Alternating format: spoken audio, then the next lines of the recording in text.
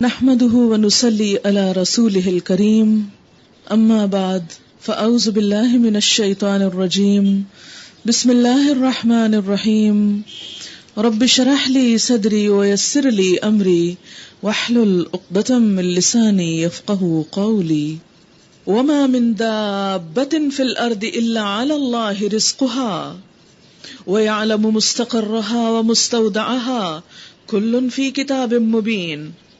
زمین میں چلنے والا کوئی جاندار ایسا نہیں جس کا رزق اللہ کے ذمہ نہ ہو، اور وہ کس لیے؟ اس لیے کہ جس رب نے پیدا کیا ہے وہی اس بات کا ذمہ دار بھی ہے کہ انسانوں کو ان کی ضروریات کا سامان بھی فراہم کرے۔ اس لیے انسان اس چیز کے بارے میں زیادہ فکر مند ہوتا ہے جو اللہ کے ذمہ ہے، لیکن اس چیز کے بارے میں عموماً کم فکر مند ہے جو انسان کے ذمہ ڈالی گئی۔ انسان کو بتایا یہ گیا کہ اگر انسان اچھے کام کرے گا تو جنت کا رزق پا سکے گا، لیکن دنیا میں اگر اچھا کر رہا ہے یا برا تو جو رزق اس کی قسمت میں ہے وہ تو اس کو مل کر رہے گا۔ اور زمین پر کوئی جاندار ایسا نہیں جس کا رزق اللہ کے ذمہ نہ ہو اور جس کے متعلق وہ نہ جانتا ہو کہ وہ کہاں رہتا ہے اور کہاں وہ سونپا جاتا ہے، یعنی مرنے کے بعد انسان یا کوئی جاندار کہاں جاتا ہے۔ کتنی زبردست گہری بات ہے کہ جب تک کسی زندہ انسان کے اندر زندگی ہے، ہم میں سے ہر ایک کا ایڈریس اللہ کو معلوم ہے کہ ہمارے گھروں کا ٹھکانہ کیا ہے۔ ہو سکتا ہے کہ کچھ لوگ جرائم کے لیے کہیں چھپ کر رہتے ہوں اور اپنا پتہ کسی کو بھی نہ دیتے ہوں، لیکن ان سب کا پتہ اللہ کو معلوم ہے۔ اور اسی طرح نہ صرف یہ کہ زندگی میں بلکہ مرنے کے بعد کس جاندار کے جسم کا کون سا حصہ کہاں دفن ہے اور کس مٹی کا حصہ بن گیا، یہ سب بھی اس کو پتہ ہے۔ اس کا علم زبردست ہے۔ سب کچھ ایک صاف رجسٹر میں درج ہے، یعنی اللہ تعالیٰ نے ہر چیز کا ریکارڈ رکھا ہوا ہے۔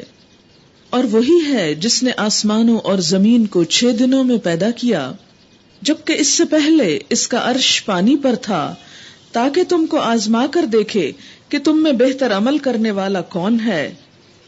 اب اللہ تعالیٰ کا یہ جو عرش پانی پر تھا تو اس کے بارے میں انسان نہیں جانتا کہ اس کی اصل حیثیت کیا ہے۔ ایسی ہی آیات متشابہات میں سے ہوتی ہیں جن کا اصل مفہوم اللہ تعالیٰ جانتا ہے۔ پھر ہمیں یہ کیوں بتایا گیا کہ وہ عرش پانی پر تھا؟ فرمایا تھا کہ تمہیں آزما کر دیکھے کہ تم میں اچھے عمل کون کرتا ہے۔ اللہ تعالیٰ کی ان باتوں کو سمجھے بغیر بھی انہیں کون مان لیتا ہے کہ اس نے فرمایا تو درست ہی ہوگا، کیونکہ یہی تو ہمارا اصل میں امتحان ہے۔ جو بات ہماری سمجھ میں آ جاتی ہے اس کو ماننا تو آسان ہو جاتا ہے، لیکن جو بات سمجھ میں نہ آتی ہو اسے مان لینا اس لیے کہ وہ اللہ نے فرمایا ہے، یہ انسان کا ایک امتحان ہے۔ اگر انسان اس کو مان جاتا ہے تو کامیاب ہے۔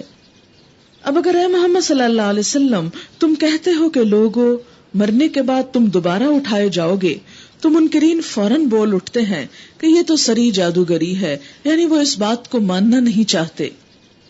اور اگر ہم ایک خاص مدت تک ان کی سزا کو ٹالتے ہیں تو وہ کہنے لگتے ہیں کہ آخر کس چیز نے اسے روک رکھا ہے، یعنی قیامت آ کیوں نہیں جاتی۔ ایک طرف مانتے نہیں اور دوسری طرف اس کے آنے کے مطالبے کرتے ہیں، گویا ان کی اپنے ہی کلام کے اندر کنٹراڈکشن پائی جاتی ہے۔ سنو، جس روز اس سزا کا وقت آ گیا تو وہ کسی کے پھیرے نہ پھر سکے گا، اور وہی چیز ان کو آ گھیرے گی جس کا وہ مذاق اڑا رہے ہیں۔ اگر کبھی ہم انسان کو اپنی رحمت سے نوازنے کے بعد پھر اسے محروم کر دیتے ہیں تو وہ مایوس ہوتا ہے اور ناشکری کرنے لگتا ہے، اور اگر اس مصیبت کے بعد جو اس پر آئی تھی ہم اسے نعمت کا مزہ چکھاتے ہیں تو کہتا ہے کہ میرے تو ساری مشکلیں آسان ہو گئیں، پھر وہ پھولا نہیں سماتا اور اکڑنے لگتا ہے۔ اس عیب سے پاک اگر کوئی ہیں تو بس وہ لوگ جو صبر کرنے والے اور نیکوکار ہیں، اور وہی ہیں جن کے لیے درگزر بھی ہے اور بڑا اجر بھی ہے۔ یہاں پر انسان کے ایک ناپسندیدہ رویے کا ذکر کیا جا رہا ہے جو عموماً انسانوں کے اندر پایا جاتا ہے، اور ہم میں سے بھی بہت سے لوگ اس کا اکثر شکار ہو جاتے ہیں، کہ جب کوئی بھی چیز تھوڑی سی مرضی کے خلاف ہونے لگتی ہے تو انسان اس پر برہم ہونے لگتا ہے کہ ایسا کیوں ہوا، اسے ایکسپٹ نہیں کرتا اور بے چین ہو جاتا ہے، اور بعض اوقات بے صبری کا مظاہرہ کرتے ہوئے کسی غلط رویے کا مزید شکار ہو جاتا ہے، جبکہ وہ لوگ جنہیں اللہ نے سمجھ بوجھ دی وہ انہی چیزوں سے ہدایت پا جاتے ہیں۔ آپ نے حضرت علی رضی اللہ تعالی عنہ کا قول پڑھا ہوگا کہ جس میں وہ فرماتے ہیں کہ میں نے اپنے رب کو اپنے ارادوں کے ٹوٹنے کی وجہ سے پہچانا، یعنی جب کوئی کام میری مرضی کے خلاف ہوا تو مجھے پتا چلا کہ ہاں واقعی مجھ سے بڑا بھی کوئی اور ہے جس کی مرضی دراصل دنیا پہ چلتی ہے۔ تو ہمارا رویہ کیا ہونا چاہیے جب کوئی ناگوار چیز ہم پر گزرے کہ یہ میرے رب کی مرضی ہے اور مجھے اسے ایکسپٹ کرنا ہے۔ اب دیکھیں کہ رب جو بے شمار نعمتیں ہمیں دیے ہوئے ہے دن رات، جس کا ہم تصور بھی نہیں کر سکتے، مثلا ہم دن رات سانس لے رہے ہیں بغیر کسی رکاوٹ کے، بغیر کسی مشکل کے، اور اس پر کچھ بھی پے نہیں کر رہے۔ اگر ایسے میں کسی وقت سانس میں کوئی تکلیف ہو جاتی ہے یا کوئی چھوٹی موٹی بیماری آ جاتی ہے تو انسان مایوس کیوں ہونے لگتا ہے اور اللہ تعالیٰ کی نافرمانی پر کیوں اتر آتا ہے؟ جس رب نے عرصے تک مجھے اتنی نعمت سے نوازا، کیا ہوا اگر تھوڑی سی، پوری نہیں تھوڑی سی واپس لے رہا ہے تاکہ مجھے قدر آئے کہ یہ دینے والا مجھ پہ بہت بڑا احسان کر رہا ہے۔ لیکن عموماً ایسے موقعوں پر انسان ناشکری کرتا ہے۔ انسان سوچے کہ میں نے اللہ کو دیا کیا ہے کہ وہ مجھے یہ سب کچھ دے، میں نے آخر کیا پے کر رکھا ہے اس کو، میرا اس پر کیا احسان ہے کہ جس کا اسے مجھے بدلہ دینا ہے؟ کچھ بھی تو نہیں، یہ سب کچھ صرف اس کا انعام ہے جو دے رہا ہے، اور اگر کسی وقت اس میں کچھ کمی کرنے لگے تو مجھے جزا فضا کرنے کا کوئی حق نہیں۔ اور اسی طرح انسان جب کوئی نعمت ملتی ہے تو شکر کا رویہ اختیار نہیں کرتا، اکڑنے اور بگڑنے لگتا ہے۔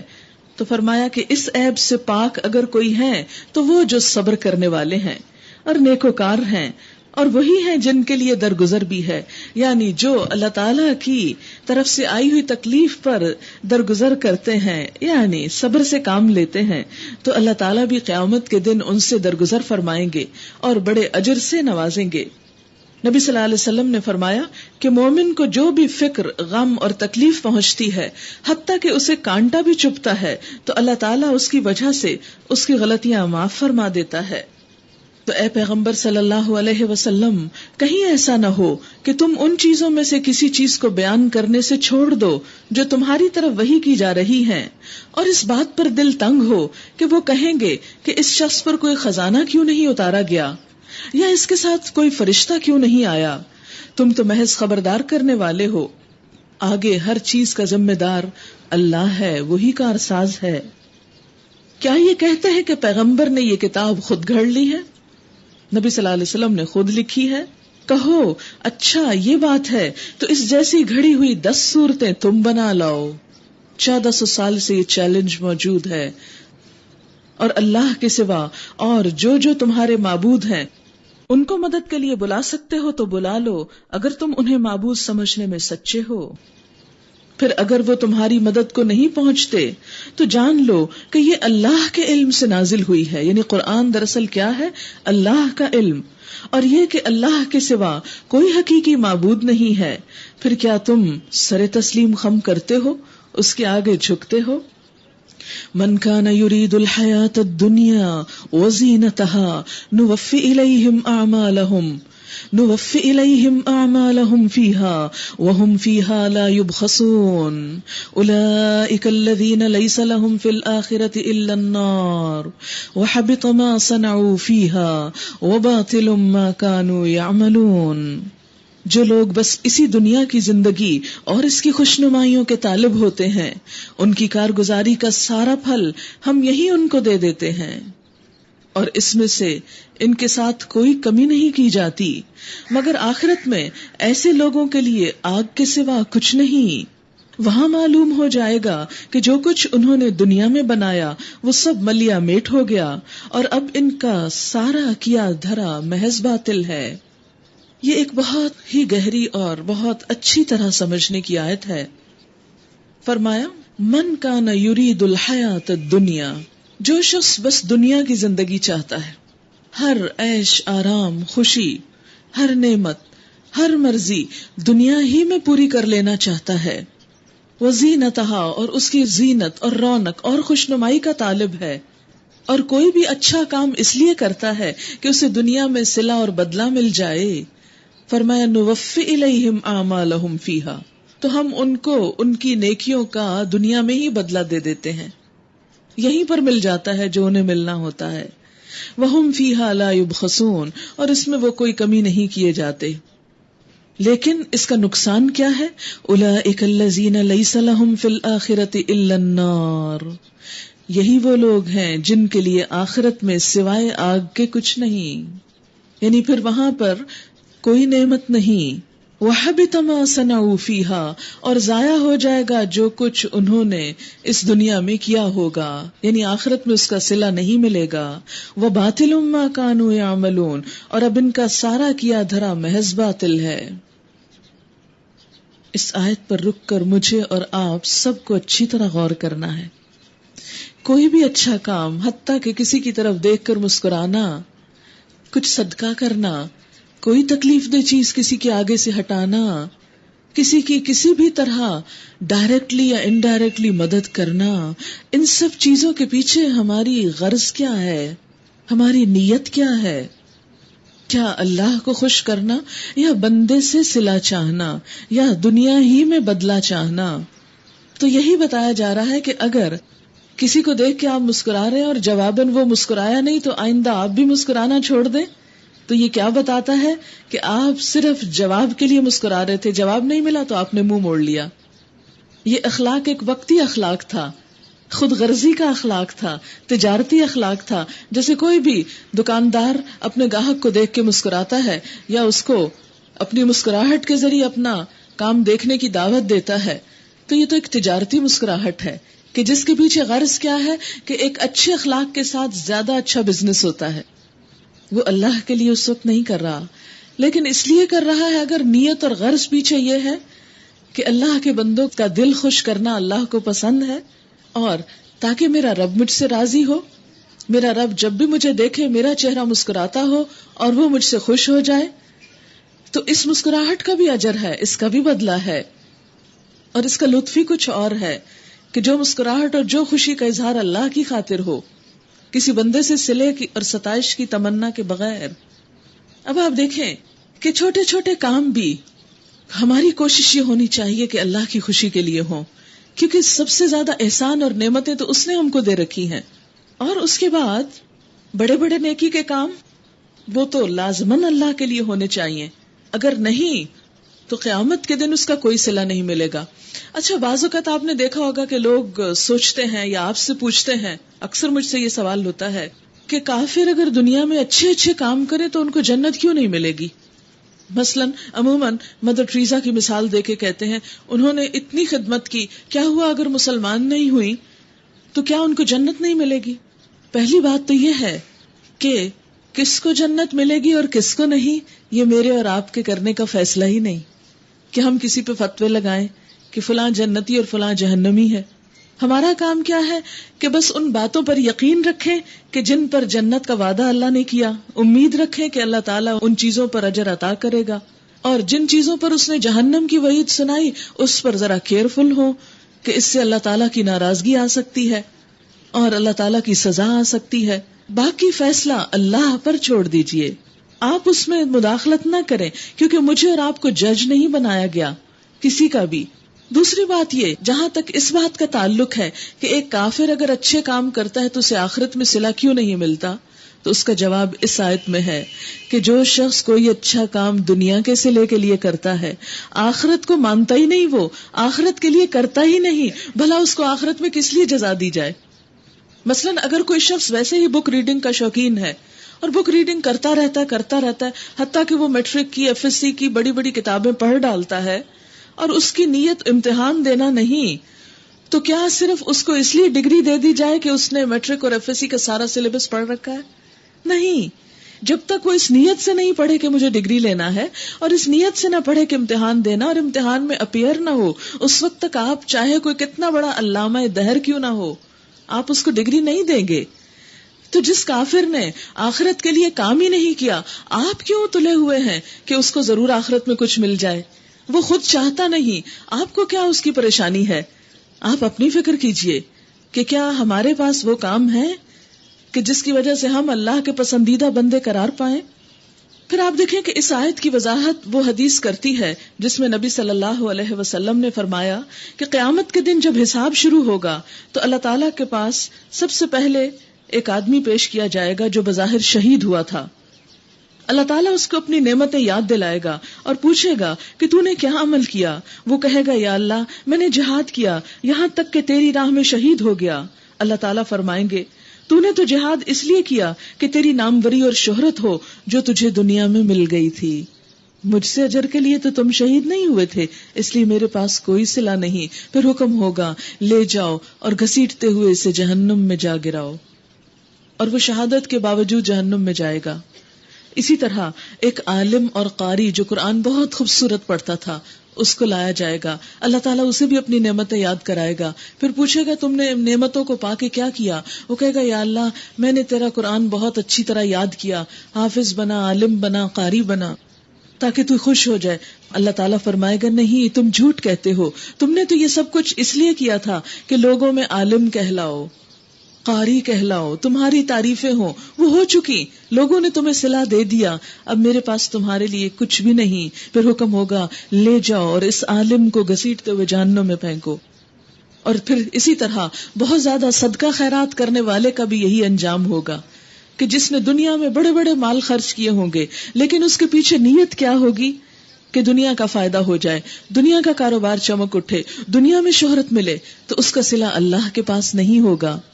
ایک اور روایت میں آتا ہے کہ جہنم میں ایک وادی ہے جس میں محمد صلی اللہ علیہ وسلم کی امت کے ریاکار رکھے جائیں گے جو نماز روزہ اور نیکیوں میں ریاکاری کرتے تھے. وہ وادی ایسی ہے جس سے جہنم دن میں 400 بار پناہ مانگتی ہے. اتنا بھیانک جگہ ہے. یہ کس کا انجام ہے؟ ریاکاروں کا. اور جس نے دکھاوے کی نماز پڑھی اس نے شرک کیا، کیونکہ نماز تو اللہ کے لیے ہونی چاہیے. اگر ہم اس لیے پڑھ رہے ہیں کہ لوگ خوش ہو کہ واہ کیا نماز پڑھتا ہے، تو پھر لوگوں سے بدلہ ہو گیا. بات یہ ہے کہ ہمیں کیوں کہا گیا کہ اللہ ہی کے لیے سب کچھ کرو؟ یہ کیا بات ہوئی ہر کام اللہ کے لیے کرو؟ بات یہ ہے کہ سب کچھ دیا بھی تو اس نے ہے، پہلی بات، اس لیے اس کے لیے کرو. دوسری بات یہ کہ جب انسان لوگوں کے لیے کوئی اچھا کام کرتا ہے تو وہ ایک خود غرضی کا کام ہوتا ہے، اس میں پوری طرح خلوص نہیں ہوتا. پھر تیسری بات یہ کہ اس کام میں استقامت نہیں ہوتی. مثلا اگر کوئی شخص صرف تعریف کے دھکے سے چل رہا ہے نیکی کے کام پہ کہ جب تک اس کی پیٹھ ٹھونکی جا رہی ہے وہ کام کر رہا ہے، اور جب اس کی تعریف ختم تو وہ بیٹھ گیا، اور جہاں تعریف ہوتی ہے وہاں وہ بہت زبردست کارنامے کرتا ہے، اور جہاں اس کو کوئی پوچھنے والا نہیں وہاں وہ کسی نیکی کی پرواہ نہیں کرتا، تو ایسا شخص جو ہے وہ اللہ کے ساتھ مذاق کر رہا ہے.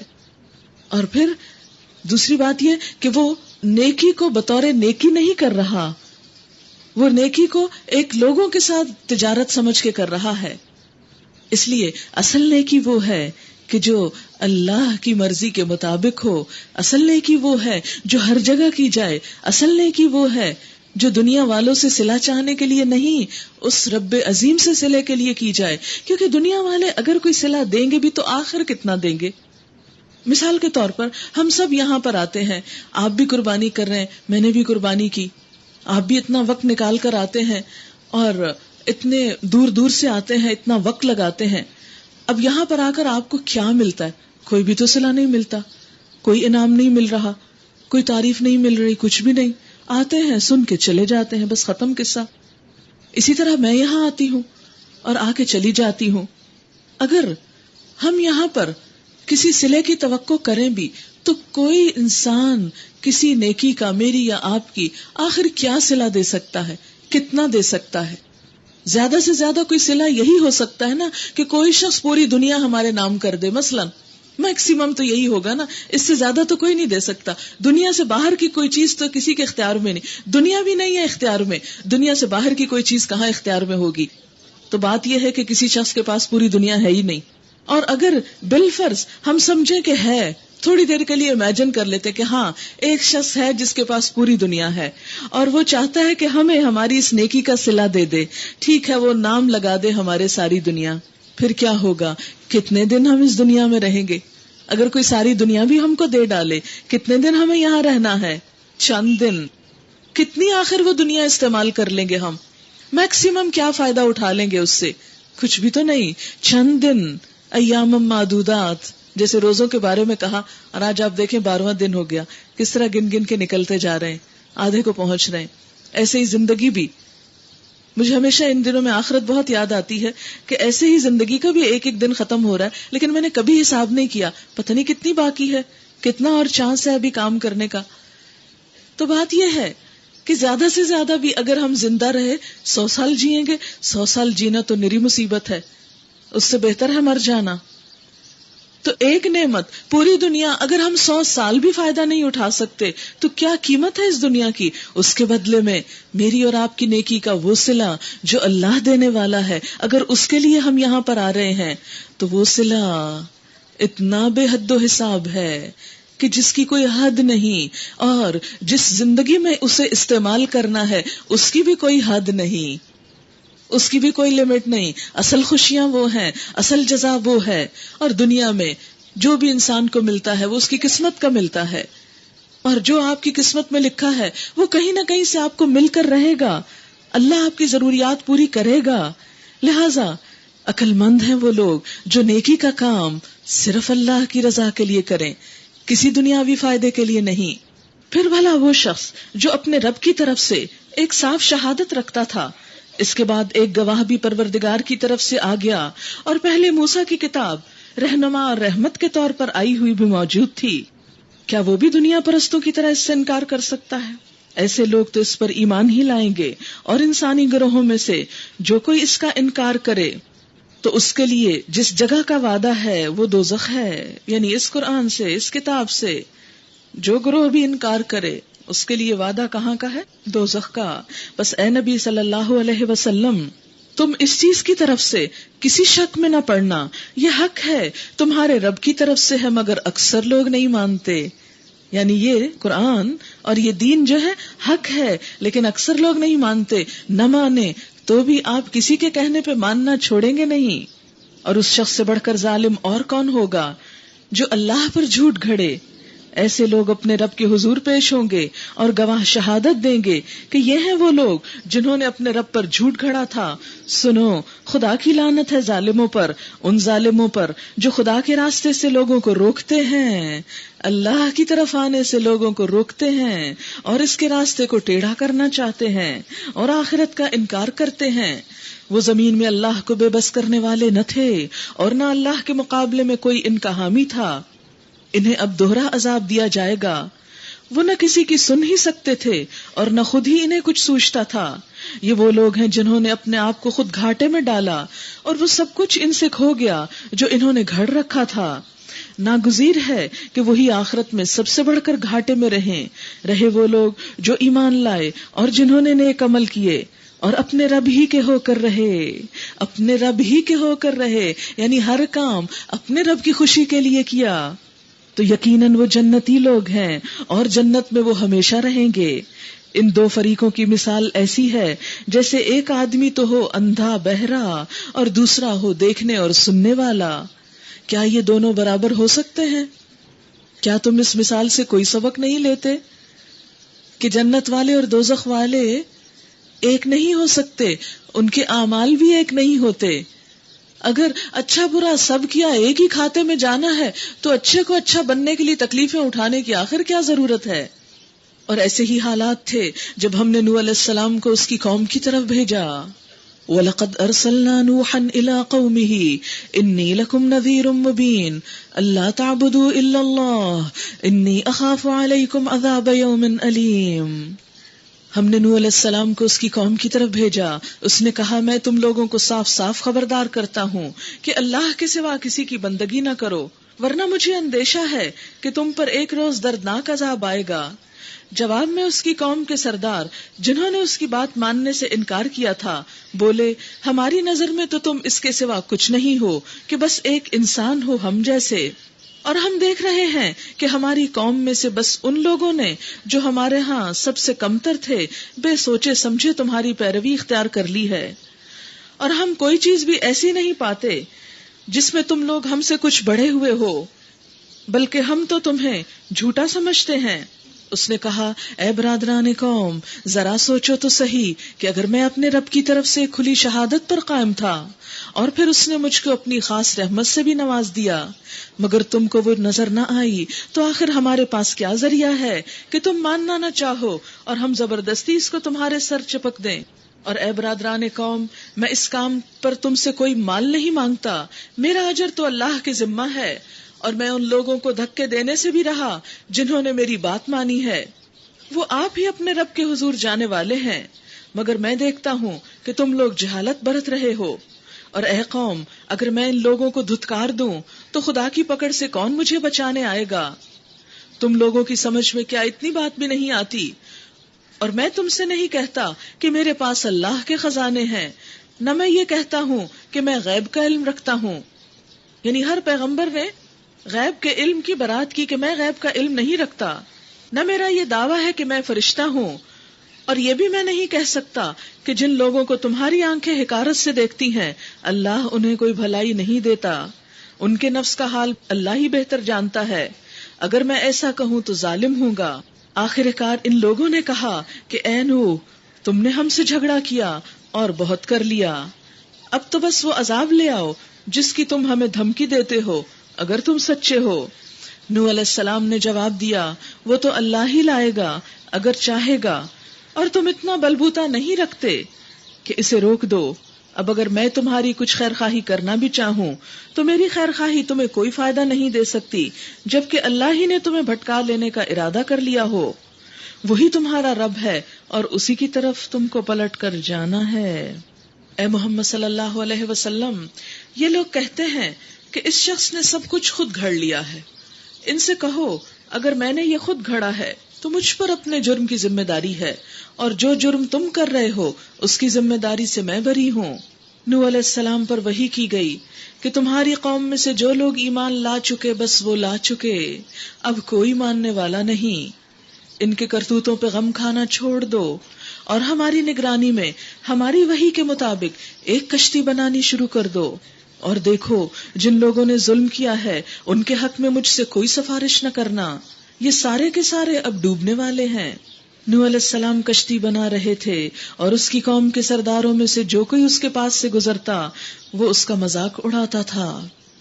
اس نے کہا، اگر تم ہم پر ہنستے ہو تو ہم بھی تم پر ہنس رہے ہیں، ان قریب تمہیں خود معلوم ہو جائے گا کہ کس پر وہ عذاب آتا ہے جو اسے رسوا کر دے گا، اور کس پر وہ بلا ٹوٹ پڑتی ہے جو ٹالے نہ ٹلے گی، یہاں تک کہ جب ہمارا حکم آ گیا اور وہ تنور ابل پڑا تو ہم نے کہا ہر قسم کے جانوروں کا ایک ایک جوڑا کشتی میں رکھ لو، اپنے گھر والوں کو بھی سوار کر لو، سوائے ان لوگوں کے جن کی نشاندہی پہلے کی جا چکی ہے۔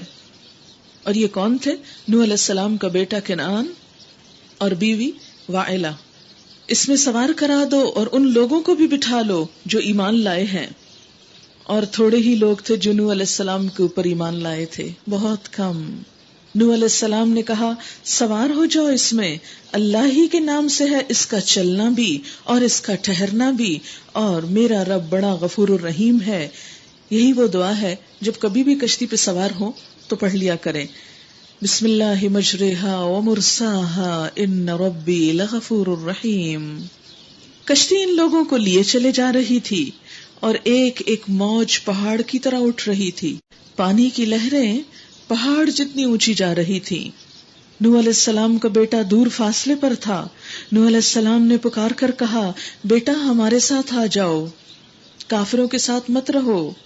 اس نے پلٹ کر جواب دیا، میں ابھی ایک پہاڑ پر چڑھا جاتا ہوں جو مجھے پانی سے بچا لے گا۔ نوح علیہ السلام نے کہا، آج کوئی چیز اللہ کے حکم سے بچانے والی نہیں ہے سوائے اس کے کہ اللہ ہی کسی پر رحم فرمائے۔ اتنے میں ایک موج دونوں کے درمیان حائل ہو گئی اور وہ بھی ڈوبنے والوں میں شامل ہو گیا۔ کتنی بڑی عبرت کی بات ہے، ایک پیغمبر کا بیٹا ڈوبنے والوں میں شامل ہو گیا، عذاب دیے جانے والوں میں شامل ہو گیا۔ اس کا باپ نبی تھا، وہ اپنے بیٹے کو کیوں نہ بچا سکا؟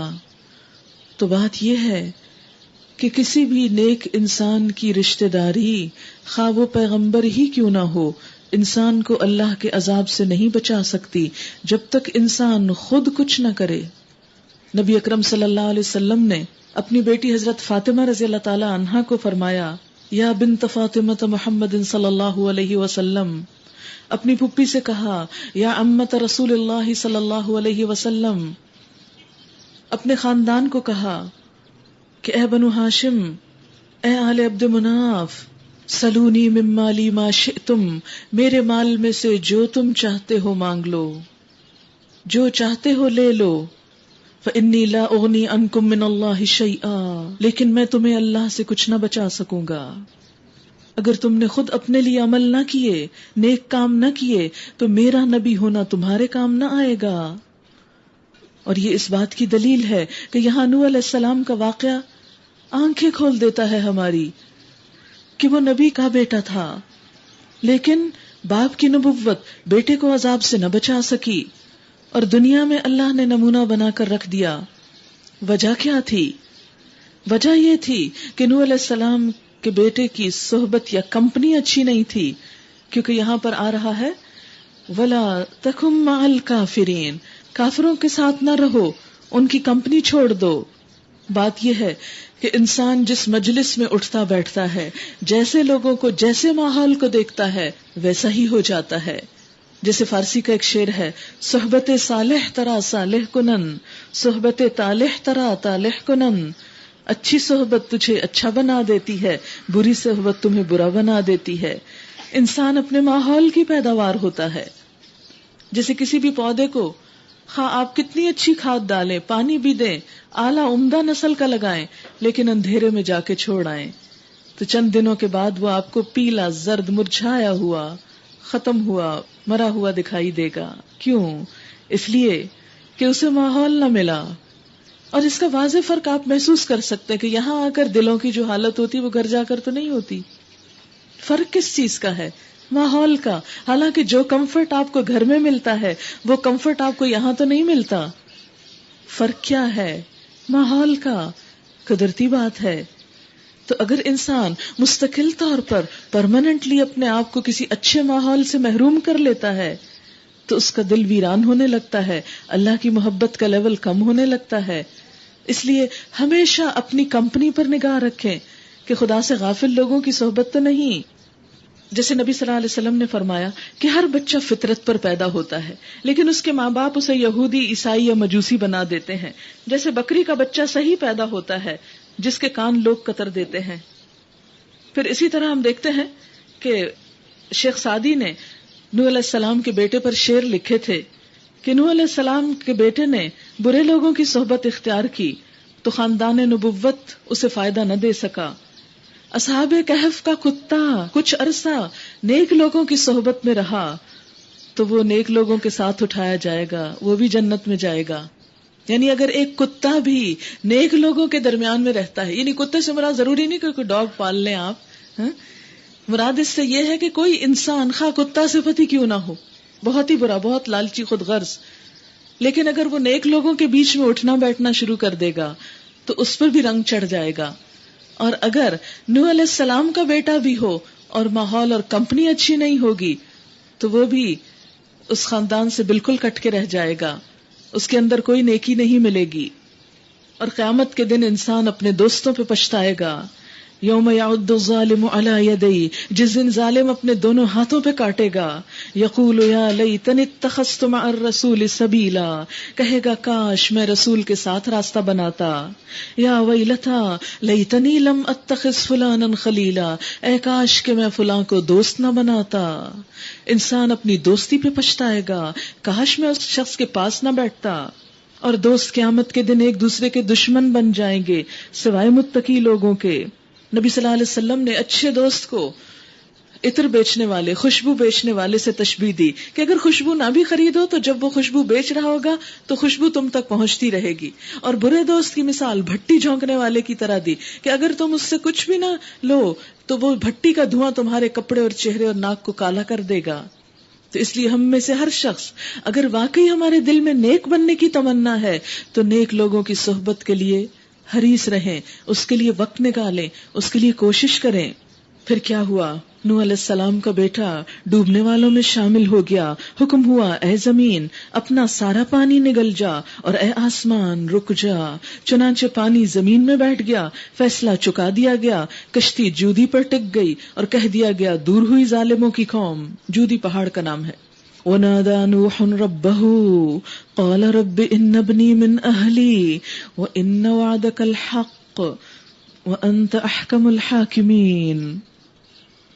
نوح علیہ السلام نے اپنے رب کو پکارا، کہا اے رب میرا بیٹا میرے گھر والوں میں سے ہے.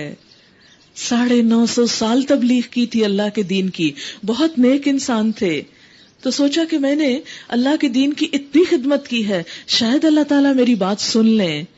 تو تھوڑا سا شکوہ کرنے لگے، اللہ تعالیٰ آپ نے میرے بیٹے کو نہیں بچایا، میرا بیٹا تو میرا خاندان تھا، میری نسل سے تھا، اور اے اللہ تو سب حاکموں سے بڑا حاکم ہے. اور اب اللہ تعالیٰ کا جواب سنیے. جواب میں ارشاد ہوا یا نوح انہ لیس من اہلک انہ عمل غیر صالح فلا تسأل لما لیس لک بہ علم انی اعظک ان تکون من الجاہلین. اے نوح وہ تیرے گھر والوں میں سے نہیں، وہ تیرا بیٹا نہیں، وہ تو ایک بگڑا ہوا کام ہے، بگڑا ہوا انسان ہے، لہٰذا تو اس بات کی مجھ سے درخواست نہ کر جس کی حقیقت تو نہیں جانتا. تو مجھ سے سوال بھی نہ کر، اس کے بارے میں بات ہی نہ کر. بہت سے لوگ کہتے ہیں نا کہ نبی صلی اللہ علیہ وسلم کی شفاعت ہوگی لہٰذا جو چاہیں غلط کام کریں ہم. آپ شافع محشر ہیں اس لیے ہر چیز ہم کر سکتے ہیں. یہاں آپ دیکھیں کہ ایک پیغمبر اپنے بیٹے کے لیے بات نہیں کر سکتے، اللہ تعالیٰ بات کی اجازت نہیں دے رہے. بات بھی نہ کرو. لا تسأل ما لیس لک بہ علم انی اعظک ان تکون من الجاہلین. میں تجھے نصیحت کرتا ہوں کہ اپنے آپ کو جاہلوں کی طرح نہ بنا لے. سوچیں اس بات پر، غور کریں. لیکن افسوس ہمارے معاشرے میں شفاعت کے عقیدے کو اتنے غلط رنگ میں پیش کیا گیا ہے کہ اس کی وجہ سے ہم سب بالکل بے فکر ہو کے بیٹھ گئے. چونکہ ہم نبی صلی اللہ علیہ وسلم کی امت میں سے، بڑا احسان ہے نا ہمارا، چونکہ آپ کی امت میں سے اس لیے آپ شافع محشر ہیں، اس لیے آپ ہماری نجات تو کرائیں گے ہی کرائیں گے. یہاں ایک پیغمبر اپنے بچے کے بارے میں سوال نہیں کر سکتا، وہاں ہم کیا لگتے ہیں آپ صلی اللہ علیہ وسلم کے؟ الٹا آپ کے دین کا مذاق اڑانے والے، اور پھر یہ توقع رکھیں کہ آپ ہماری سفارش کر دیں گے، اور اس کے لیے صرف ربیع الاول کے مہینے میں ایک میلاد کروا دینا کافی ہے. ہماری ذمہ داری بس نبی صلی اللہ علیہ وسلم کے ساتھ صرف اتنی ہے؟ نہیں. قال نوح علیہ السلام نے عرض کیا، نوح علیہ السلام فوراً بول اٹھے، رب انی اعوذ بک ان اسألک ما لیس لی بہ علم والا تغفر لی وترحمنی اکن من الخاسرین. اے میرے رب میں تیری پناہ مانگتا ہوں اس سے کہ وہ چیز تجھ سے مانگوں جس کا مجھے علم نہیں. اگر تو نے مجھے معاف نہ کیا اور رحم نہ فرمایا تو میں برباد ہو جاؤں گا. حکم ہوا اے نوح اتر جا، ہماری طرف سے سلامتی اور برکتیں ہیں تجھ پر اور ان گروہوں پر جو تیرے ساتھ ہیں، اور کچھ گروہ ایسے بھی ہیں جن کو ہم کچھ مدت سامان زندگی بخشیں گے، پھر انہیں ہماری طرف سے دردناک سزا پہنچے گی. اللہ کی نافرمانی کے ساتھ چند دن تو عیش و عشرت کی جا سکتی ہے، لیکن آخر کار ایز اے ریزلٹ سزا بھی بڑی سخت ہے، پکڑ بھی بہت جلد ہے. ہوتا یہ کہ جب انسان دنیا میں کوئی مزہ کر رہا ہوتا ہے، کسی بھی حرام چیز سے لطف اٹھا رہا ہوتا ہے، وہ کہتا ہے کہ دس از لائف، یہی زندگی ہے میری. لیکن یاد رکھے ہر ایسا شخص کہ یہ لائف بس اتنی دیر ہے، لمحے کی بات ہے، چند دن میں ختم ہو جائے گی. چند دن کے بعد عموماً انسان کی خرابیاں جوانی کی عمر میں زیادہ ہوتی ہیں، جوانی کے دنوں میں، اور انسان کہتا ہے یہ تو انجوائے کرنے کے دن ہے. دیکھیں جوانی کتنے دن رہتی ہے، آس پاس کے سب بوڑھوں کو دیکھا کریں، ان کی گزر گئی، ہم بھی اسی نقش قدم پر چل رہے ہیں، چند دنوں میں ہماری بھی گزر جائے گی، پھر نہ یہ مزے رہیں گے. اور اللہ کی نافرمانی اگر جمع کر لی اس جوانی میں تو کل منہ کیا دکھائیں گے؟ آپ کو معلوم ہے عرش الہی کے سائے تلے کون ہوگا؟ وہ نوجوان جس کی جوانی اللہ کی عبادت میں گزری، نوجوان جس کی جوانی اللہ کی عبادت میں گزری. اور ہم کیا چاہتے ہیں کہ سب سے گھٹیا عمر، خراب عمر، بوڑھی عمر اللہ کو دے دیں، جب نہ وضو کے قابل رہیں، نہ سجدے کے قابل رہیں، اور نہ ہی سوتے جاگتے کا کوئی فرق معلوم ہو. وہ زندگی اللہ کے لیے. سب سے بہترین نعمتیں اللہ ہم کو دے اور جواب میں ہم اللہ کو سب سے گھٹیا عمر دیں، ارذل العمر. اے محمد صلی اللہ علیہ وسلم، یہ غیب کی خبریں ہیں جو ہم تمہاری طرف وحی کر رہے ہیں. اس سے پہلے نہ تم ان کو جانتے تھے اور نہ تمہاری قوم، پس صبر کرو، انجام کار متقیوں کے حق میں ہے. اور عاد کی طرف ہم نے ان کے بھائی ہود علیہ السلام کو بھیجا. اس نے کہا، اے برادران قوم، اللہ کی بندگی کرو، کوئی خدا اس کے سوا تمہارا نہیں. تم نے محض جھوٹ گڑھ رکھے ہیں. یہ جو نام اور یہ بت پالے ہوئے یہ سب جھوٹ ہے، اس کی کوئی حقیقت نہیں. اے برادران قوم، اس کام پر میں تم سے کوئی اجر نہیں مانگ رہا، میرا اجر تو اس کے ذمے ہے جس نے مجھے پیدا کیا. کیا تم عقل سے ذرا کام نہیں لیتے؟ اور اے میری قوم کے لوگوں، اپنے رب سے معافی چاہو، پھر اس کی طرف پلٹو، وہ تم پر آسمان کے دہانے کھول دے گا اور تمہاری موجودہ قوت پر مزید قوت کا اضافہ کرے گا. مجرموں کی طرح منہ نہ پھیرو. انہوں نے جواب دیا، اے ہود، تو ہمارے پاس کوئی سری شہادت لے کر نہیں آیا، اور تیرے کہنے سے ہم اپنے معبودوں کو نہیں چھوڑ سکتے، اور تجھ پر ہم ایمان لانے والے نہیں ہیں. ہم تو یہ سمجھتے ہیں کہ تیرے اوپر ہمارے معبودوں میں سے کسی کی مار پڑ گئی ہے. ہود علیہ السلام نے کہا، میں اللہ کی گواہی پیش کرتا ہوں اور تم گواہ رہو کہ یہ جو اللہ کے سوا دوسروں کو تم نے خدائی میں شریک ٹھہرا رکھا ہے، اس سے میں بیزار ہوں. تم سب کے سب مل کر میرے خلاف اپنی کرنی میں کوئی کسر نہ اٹھا رکھو اور مجھے ذرا مہلت نہ دو. میرا بھروسہ اللہ پر ہے جو میرا رب بھی ہے اور تمہارا رب بھی. کوئی جاندار ایسا نہیں جس کی چوٹی اس کے ہاتھ میں نہ ہو. یعنی پیشانی کے بال ہر ایک کے اللہ کے ہاتھ میں ہے. مراد اس سے کیا؟ سب اللہ کے کنٹرول میں ہے. بے شک میرا رب سیدھی راہ پر ہے، اگر تم منہ پھیرتے ہو تو پھیر لو. جو پیغام دے کر میں تمہارے پاس بھیجا گیا تھا وہ میں تم کو پہنچا چکا ہوں. اب میرا رب تمہاری جگہ دوسری قوم کو اٹھائے گا اور تم اس کا کچھ نہ بگاڑ سکو گے. یقیناً میرا رب ہر چیز پر نگران ہے. پھر جب ہمارا حکم آ گیا تو ہم نے اپنی رحمت سے ہود کو اور ان لوگوں کو جو اس کے ساتھ ایمان لائے تھے نجات دے دی اور ایک سخت عذاب سے انہیں بچا لیا. یہ ہیں عاد، اپنے رب کی آیات سے انہوں نے انکار کیا، اس کے رسولوں کی بات نہ مانی اور ہر جبار دشمن حق کی پیروی کرتے رہے. آخر کار اس دنیا میں بھی ان پر پھٹکار پڑی اور قیامت کے روز بھی. سنو، عاد نے اپنے رب سے کفر کیا. سنو، دور پھینک دیے گئے عاد، ہود علیہ السلام کی قوم کے لوگ. اور سمود کی طرف ہم نے ان کے بھائی صالح کو بھیجا. اس نے کہا، اے میری قوم کے لوگو، اللہ کی بندگی کرو، اس کے سوا تمہارا کوئی خدا نہیں. وہی ہے جس نے تم کو زمین سے پیدا کیا ہے اور یہاں تم کو بسایا ہے، لہٰذا تم اس سے معافی چاہو اور اس کی طرف پلٹ آؤ. یقیناً میرا رب قریب ہے اور وہ دعاؤں کا جواب دینے والا ہے. انہوں نے کہا، اے صالح، اس سے پہلے تو ہمارے درمیان ایک ایسا شخص تھا جس سے بڑی توقعات وابستہ تھیں.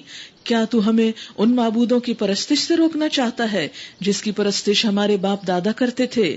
تو جس طریقے کی طرف ہمیں بلا رہا ہے اس کے بارے میں ہم کو سخت شبہ ہے جس نے ہمیں خلجان میں ڈال رکھا ہے. صالح علیہ السلام نے کہا، اے برادران قوم، تم نے کچھ اس بات پر بھی غور کیا کہ اگر میں اپنے رب کی طرف سے ایک صاف گواہی رکھتا تھا اور پھر اس نے اپنی رحمت سے بھی مجھ کو نواز دیا، تو اس کے بعد اللہ کی پکڑ سے مجھے کون بچائے گا اگر میں اس کی نافرمانی کروں؟ تم میرے کس کام آ سکتے ہو سوائے اس کے کہ مجھے اور زیادہ خسارے میں ڈال دو. اے میری قوم کے لوگو، دیکھو، یہ اللہ کی اونٹنی تمہارے لیے ایک نشانی ہے، اسے خدا کی زمین میں چرنے کے لیے آزاد چھوڑ دو. اس سے ذرا تعرض نہ کرنا اور کچھ زیادہ دیر نہ گزرے گی کہ تم پر خدا کا عذاب آ جائے گا. مگر انہوں نے اونٹنی کو مار ڈالا. اس پر صالح علیہ السلام نے ان کو خبردار کیا کہ بس اب 3 دن اپنے گھروں میں اور رہ بس لو، یہ ایسی میعاد ہے جو جھوٹی ثابت نہ ہوگی. آخر کار جب ہمارے فیصلے کا وقت آ گیا تو ہم نے اپنی رحمت سے صالح علیہ السلام کو اور ان لوگوں کو جو اس کے ساتھ ایمان لائے تھے بچا لیا اور اس دن کی رسوائی سے ان کو محفوظ رکھا. بے شک تیرا رب ہی دراصل طاقتور اور بالادست ہے. رہے وہ لوگ جنہوں نے ظلم کیا تھا تو ایک سخت دھماکے نے ان کو دھر لیا اور وہ اپنی بستیوں میں اس طرح بے حس و حرکت پڑے کے پڑے رہ گئے گویا کہ وہ وہاں کبھی بسے ہی نہ تھے. سنو سمود نے اپنے رب سے کفر کیا، سنو دور پھینک دیے گئے سمود. اور دیکھو ابراہیم علیہ السلام کے پاس ہمارے فرشتے خوشخبری لیے ہوئے پہنچے. کہا تم پر سلام ہو. ابراہیم علیہ السلام نے جواب دیا تم پر بھی سلام ہو.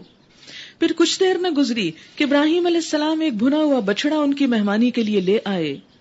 بکرا نہیں، بچڑا، گائے کا بچہ، سوچے بکرے سے بھی بڑا ہوگا. مگر جب دیکھا کہ ان کے ہاتھ کھانے پر نہیں بڑھتے تو وہ ان سے شک میں پڑ گئے اور دل میں ان سے خوف محسوس کرنے لگے. انہوں نے کہا ڈرو نہیں، ہم تو لوط علیہ السلام کی قوم کی طرف بھیجے گئے ہیں. یہ ڈر اس لیے تھا کہ ان کی روایات میں صرف دشمن ہی مہمان ہو کر کھانا نہیں کھاتا تھا، تو انہوں نے سمجھا شاید کوئی برے ارادے سے آئے اس لیے کھانا نہیں کھا رہا. ابراہیم علیہ السلام کی بیوی بھی کھڑی ہوئی تھی، وہ یہ سن کر ہنس دی. پھر ہم نے اس کو اسحاق کی اور اسحاق کے بعد یعقوب علیہ السلام کی خوشخبری دی. وہ بولی ہائے میری کم بختی، کیا اب میرے ہاں اولاد ہوگی جب کہ میں بڑھیا ہو گئی اور یہ میرے میاں بھی بوڑھے ہیں؟ یہ تو بڑی عجیب بات ہے. فرشتوں نے کہا اللہ کے حکم پہ تعجب کرتی ہو، اللہ کے فیصلے پہ حیرانی ہے. ابراہیم کے گھر والوں، تم لوگوں پر تو اللہ کی رحمت اور اس کی برکتیں ہیں. اللہ کے دوست تھے نا اس لیے. اور یقیناً اللہ نہایت قابل تعریف اور بڑی شان والا ہے. پھر جب ابراہیم علیہ السلام کی گھبراہٹ دور ہو گئی اور اولاد کی بشارت سے ان کا دل خوش ہو گیا تو اس نے قوم لوط کے معاملے میں ہم سے جھگڑا شروع کیا. حقیقت میں ابراہیم علیہ السلام بڑے حلیم اور نرم دل آدمی تھے اور ہر حال میں ہماری طرف رجوع کرتے، ہر حال میں خوش ہوتے تو اللہ کا شکر، تکلیف آتی تو صبر اور اللہ سے دعا، اللہ سے مدد، ہر چیز میں اللہ کی طرف رجوع. آپ دیکھیں کہ انسان کو جس سے محبت ہوتی ہے نا تو ہر فیلنگ اس سے شیئر کرتا ہے نا. جو بھی کوئی آپ کا دوست ہو، عزیز ہو، پیارا انسان ہو تو آپ کا کیا دل چاہتا ہے کوئی دکھ ہو، تکلیف ہو، اس سے شیئر کریں، کوئی خوشی ہو اس سے شیئر کریں. تو ابراہیم علیہ السلام کے لیے سب سے پیاری چیز کیا تھی؟ اللہ تعالی. اور یہ صرف ان کے لیے نہیں، ہمارے لیے بھی ہونی چاہیے. کیوں؟ اس لیے کہ والذین آمنوا اشد حبا للہ، وہ لوگ جو ایمان لائے اللہ کی محبت میں سب سے زیادہ شدید ہوتے ہیں. ایمان کی تو پہچان ہی یہ کہ سب سے بڑھ کر اللہ کی محبت. لہذا جس انسان کو اللہ سے محبت ہوگی وہ اپنی ہر فیلنگ کو، ہر خوشی، ہر غم کو اللہ سے شیئر کرے گا. آپ دیکھیں کہ باتیں کیا کریں اللہ تعالیٰ سے. ہم اللہ تعالیٰ کے ساتھ بہت فارمل ہیں، بہت فارمل، صرف مصلی پہ بیٹھ کے اس کو یاد کرتے، پھر نہیں یہاں نہیں یاد کر سکتے، نہیں ہر جگہ کر سکتے ہیں، دل ہی دل میں، زبان سے بھی چپ کے باتیں کیا کریں.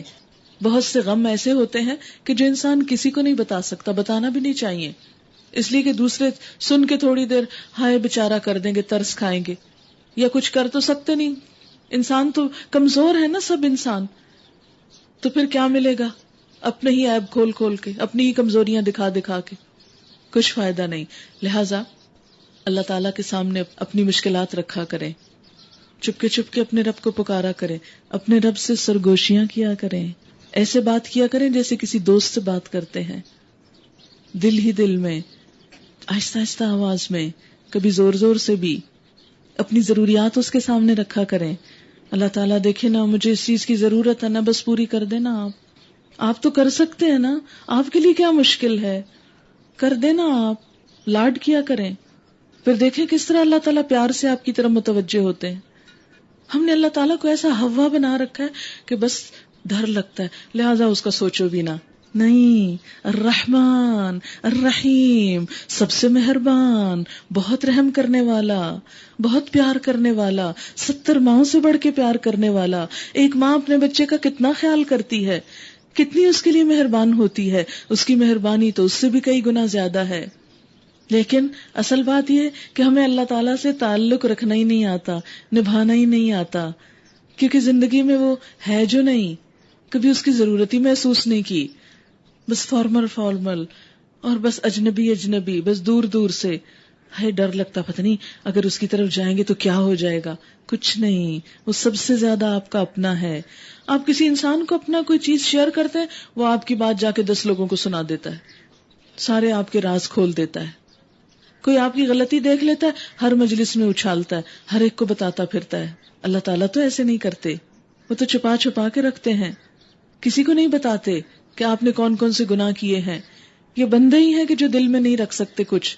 پھر آپ دیکھیں کہ جب ہم بندوں سے توقع رکھتے ہیں تو بندے بےچارے تو خود محتاج ہیں، کہاں تک آپ کی توقع پوری کریں گے. لیکن اللہ کے خزانوں میں کسی چیز کی کمی نہیں، اس لیے اس سے تعلق کو بڑھائیں، اس سے دوستی کر لیں. دیکھیں کوئی غم رہے گا ہی نہیں. شرطیہ بات ہے، آزمائی ہوئی بات ہے. غم بھی انسان کو خوشی دے جاتا ہے پھر، کیونکہ انسان کو پتا ہے کہ میرا رب جو میرے ساتھ کر رہا ہے وہ میرے ہی حق میں اچھا ہے، وہ کبھی ظالم نہیں. لیس بظلام للعبید، وہ بندوں کے لیے کبھی بھی ظلم نہیں کرتا. یہ ہم خود ہیں جو اپنی جان پہ ظلم کرتے ہیں. بندوں سے مانگ کر شرمندگی ہوتی ہے، بندے باتیں بناتے ہیں، ناراض ہو جاتے ہیں، دور بھاگنے لگتے ہیں. آ گیا وہ پھر مانگے گا، کنی کتراتے ہیں ایسے شخص سے. اللہ تعالیٰ اس سے ناراض ہوتے ہیں جو مانگتا نہیں. وہ کہتے ہیں آؤ پکارو مجھ کو، رات کو پکارو، دن کو پکارو، جب چاہو پکارو. اسی لیے صحابہ کرام جوتی کا تسمہ بھی ٹوٹتے تو کیا کرتے؟ اللہ تعالیٰ دیکھے نا جوتی کا تسمہ ٹوٹ گیا نا، آپ میری مدد کریں نا اس میں اب. لیکن کیا بات ہے کہ ہم چھوٹی چھوٹی چیزیں اس سے نہیں مانگتے، اس کی طرف رجوع کریں. اللہ تعالیٰ اپنے دوست ابراہیم علیہ السلام کی اتنی خوبصورت خصوصیت بتاتے ہیں. ان ابراہیم، میرا دوست ابراہیم، لحلیم، بڑا بردبار، حلم والا، اواہ، بڑی آہیں بھرنے والا، ٹھنڈے سانس بھرنے والا. ٹھنڈا سانس کون بھرتا ہے؟ جو دل میں غم کو چھپا کے رکھتا ہے، چیخنے چلانے سے پرہیز کرتا ہے. پھر وہ غم کا اظہار کیسے کرے گا؟ ٹھنڈی آہ بھر کے. کسی کا بھی دکھ دیکھے گا تو آہ بھرے گا. نرم دل تھے نا ابراہیم علیہ السلام، ہر ایک کے دکھ پہ دکھی ہو جاتے تھے، بہت آہیں بھرتے تھے. منیب، ہر چیز میں اللہ کی طرف رجوع کرنے والا. تو جو ہی ابراہیم علیہ السلام کو پتا چلا کہ فرشتے عذاب لے کر آئے ہیں قوم لوط کے لیے، تو جھگڑنے لگے اللہ تعالیٰ سے. اللہ تعالیٰ بس چھوڑ دینا، رہنے دینا. تو اللہ تعالیٰ نے کیا فرمایا؟ یا ابراہیم عارضاً ھذا، ابراہیم بس یہ نہیں بات کرو، یہ بات اچھی نہیں، ان کے لیے مت جھگڑو. انہ قد جاء امر ربک، تیرے رب کا فیصلہ آ چکا ہے، اب میرا فیصلہ ہو چکا ہے. وانہم آتیہم عذاب غیر مردود، اب ان لوگوں پر وہ عذاب آ کر رہے گا جو کسی کے پھیرے نہیں پھر سکتا. اس سے کیا پتہ چلتا ہے؟ وہ اللہ کے دوست ضرور تھے، اللہ تعالیٰ نے اتنی تعریف کی ان کی، لیکن فرمایا نہیں، بس یہ ظالموں کے لیے نہیں جھگڑو مجھ سے، میں ظالموں کے لیے بات نہیں مانوں گا. وہاں باپ کی بات نہیں مانی بیٹے کے حق میں، یہاں اپنے دوست کی بات نہیں مانی مجرم قوم کے حق میں. تو خواہ کوئی کتنا ہی اللہ کو پیارا ہو، جب تک کہ انسان خود اپنے لیے کچھ نہ کرے، صرف کسی کا اللہ کے نزدیک پیارا ہونا انسان کو عذاب سے نہیں بچا سکتا. اور جب ہمارے فرشتے لوط علیہ السلام کے پاس پہنچے تو ان کی آمد سے بہت گھبرایا اور دل تنگ ہوا، کہنے لگا آج بڑی مصیبت کا دن ہے. ان مہمانوں کا آنا تھا کہ اس کی قوم کے لوگ بے اختیار اس کے گھر کی طرف دوڑ پڑے. پہلے سے ہی وہ ایسی بدکاریوں کے خوگر تھے. لوط علیہ السلام نے ان سے کہا بھائیو، یہ میری بیٹیاں موجود ہیں، یہ تمہارے لیے پاکیزہ تر ہیں. ہومو سیکشولز تھے تو اس لیے انہوں نے کہا کہ لڑکوں سے اپنی خواہش پوری کرنے کی بجائے لڑکیوں سے نکاح کرو، کچھ خدا کا خوف کرو اور میرے مہمانوں کے معاملے میں مجھے ذلیل نہ کرو. کیا تم میں کوئی بھلا آدمی نہیں، کوئی بھی سمجھدار نہیں؟ انہوں نے جواب دیا تجھے تو معلوم ہی ہے کہ تیری بیٹیوں میں ہمارا کوئی حصہ نہیں ہے، یعنی ہمیں لڑکیوں سے کوئی خواہش نہیں. حد سے زیادہ گزری قوم. اور تو یہ بھی جانتا ہے کہ ہم کیا چاہتے ہیں، کیوں؟ اس لیے کہ فرشتے خوبصورت نوجوان لڑکوں کی شکل میں آئے تھے تو وہ ان سے بھی برا کام کرنا چاہتے تھے، اس لیے دوڑ پڑے تھے ان کی طرف. وہ جو عذاب لے کر آئے، دیکھیں شامت، وہ جو فرشتے عذاب لے کر آئے یہ ان کے لیے بھی بری نیت لے کے چلے گئے. پھر ایسی قوم کے لیے ابراہیم علیہ السلام جھگڑے بھی تو اللہ تعالیٰ کیسے مانے. لوط علیہ السلام نے کہا کاش میرے پاس اتنی طاقت ہوتی کہ میں تمہیں سیدھا کر دیتا، یا کوئی مضبوط سہارا ہی ہوتا کہ اس کی پناہ لیتا۔ تب فرشتوں نے اس سے کہا اے لوط، ہم تیرے رب کے بھیجے ہوئے فرشتے ہیں، یہ لوگ تیرا کچھ نہ بگاڑ سکیں گے۔ یعنی لوط علیہ السلام اپنے مہمانوں کے بارے میں امبیرس ہو رہے تھے کہ انہوں نے میرے مہمانوں کے ساتھ یہ مطالبہ کر دیا تو میں کیا کروں گا۔ تو اللہ تعالیٰ نے فرمایا میں تمہیں پریشان نہیں ہونے دوں گا، بس تو کچھ رات رہے اپنے اہل و عیال کو لے کر نکل جا، اور دیکھو تم میں سے کوئی شخص پیچھے پلٹ کے نہ دیکھے۔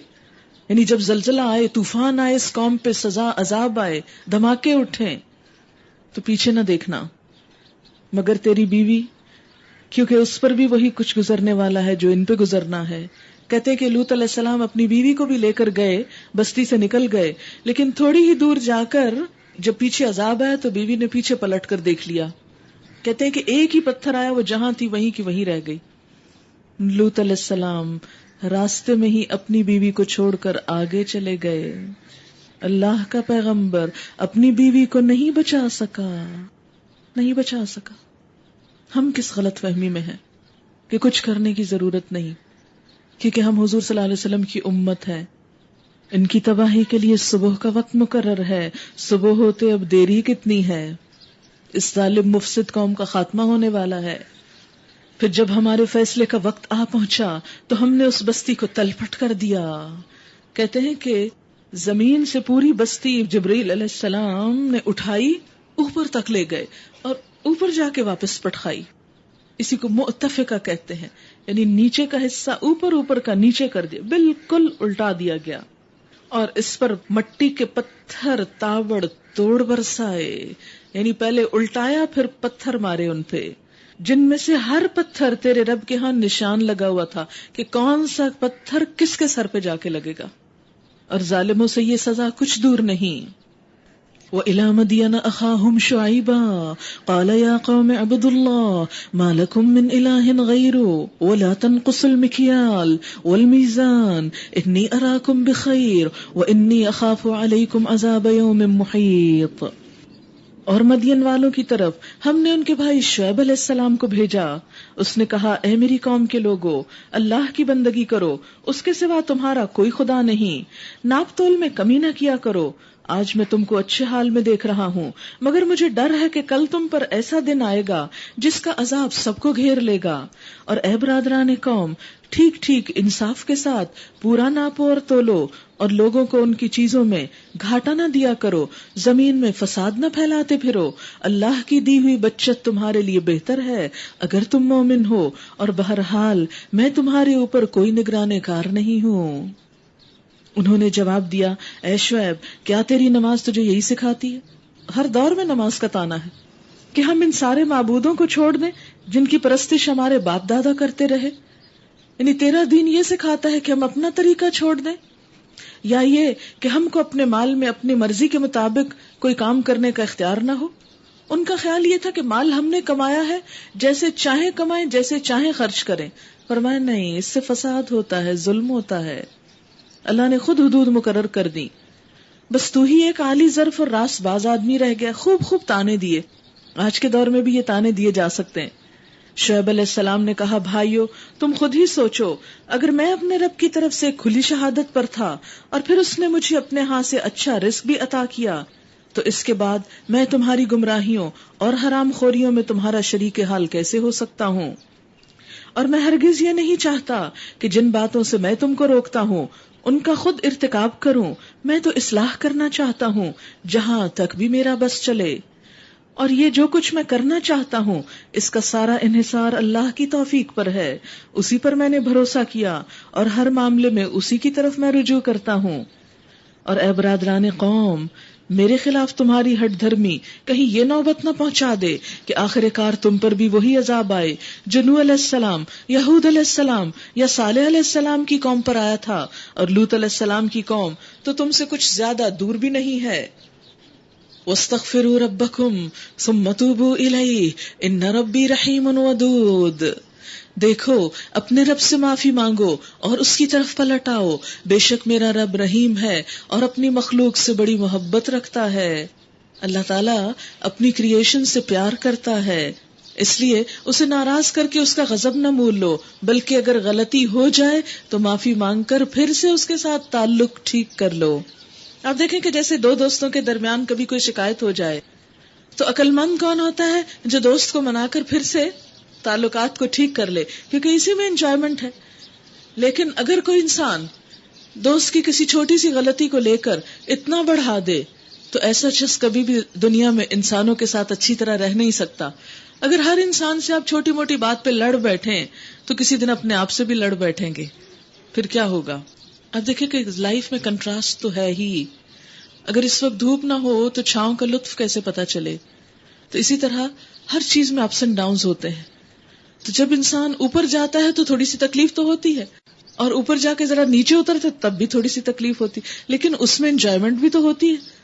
کبھی آپ کسی پل پہ چڑھ رہے ہوں گے اور پھر جب اترتے ہیں مزہ بھی تو آتا ہے، جیسے کہ جھولا ہوتا ہے، ڈر بھی لگتا ہے لیکن انجوائمنٹ بھی تو جھولے میں ہے۔ تو یہ زندگی کا ایک حسن ہے کہ کبھی اوپر کبھی نیچے، ہر تعلق میں اونچ نیچ آتی ہے۔ اس لیے انسان ہے، انسان سے غلطی ہو سکتی ہے۔ پھر یہ نہیں کہ اگر انسان کہے کہ اچھا یہ غلطی ہو گئی، اور عموماً مشکل یہ ہے کہ چھوٹی چھوٹی غلطیوں پر اتنا ڈرا دیا جاتا ہے بعض اوقات کہ لوگ پریشان ہو جاتے ہیں کہ ٹھیک اگر ہمیں جہنم ملنی ہی ہے تو ہم 2-4 اور کیوں نہ دنیا میں غلطیاں کر لیں، مزے کر لیں، جب آخر میں جہنم میں جانا ہی ہے فلاں غلطی پر تو 4 اور کر لیں تاکہ پھر ایک ہی دفعہ جہنم میں ہی رہے۔ تو یہ بات تو ٹھیک نہ ہوئی۔ بات یہ ہے کہ اللہ تعالیٰ تو بار بار کیا فرما رہے، اور کسی بھی شخص کو، آپ میں سے بھی کوئی شخص اگر کوئی جہنم کی بات پڑھ کے جائے تو لوگوں پہ جہنم کے فتوے نہ لگانے لگے، ڈرانے نہ لگے، اس لیے کہ جہنم سے پہلے بھی ایک سٹیپ ہے، اور وہ کیا ہے؟ معافی مانگ لو، پلٹ آؤ، واپس آ جاؤ، وہ گڑھا ہے، واپس آ جاؤ۔ آپ دیکھیں کہ مثلاً ایک چھوٹا بچہ اگر کسی ایسے کنویں کی طرف بھاگ رہا ہے کہ جس میں جا کر اسے گر جانا ہے تو ایک عقل مند ماں کیا کرتی ہے؟ اس کو ڈراتی نہیں، دیکھو کنواں دیکھو کنواں، ایسے نہیں کرتی، کیونکہ ہو سکتا ہے کہ بچہ ڈر کے مارے اور آگے بھاگ پڑے اور جا کنویں میں گرے۔ کیونکہ بعض اوقات ایسا ہوتا ہے کہ جب کوئی چیز گرنے لگتی ہے تو ہم شور مچا دیتے ہیں، اور جو نہیں بھی گرنی ہوتی گر کے رہتی ہے۔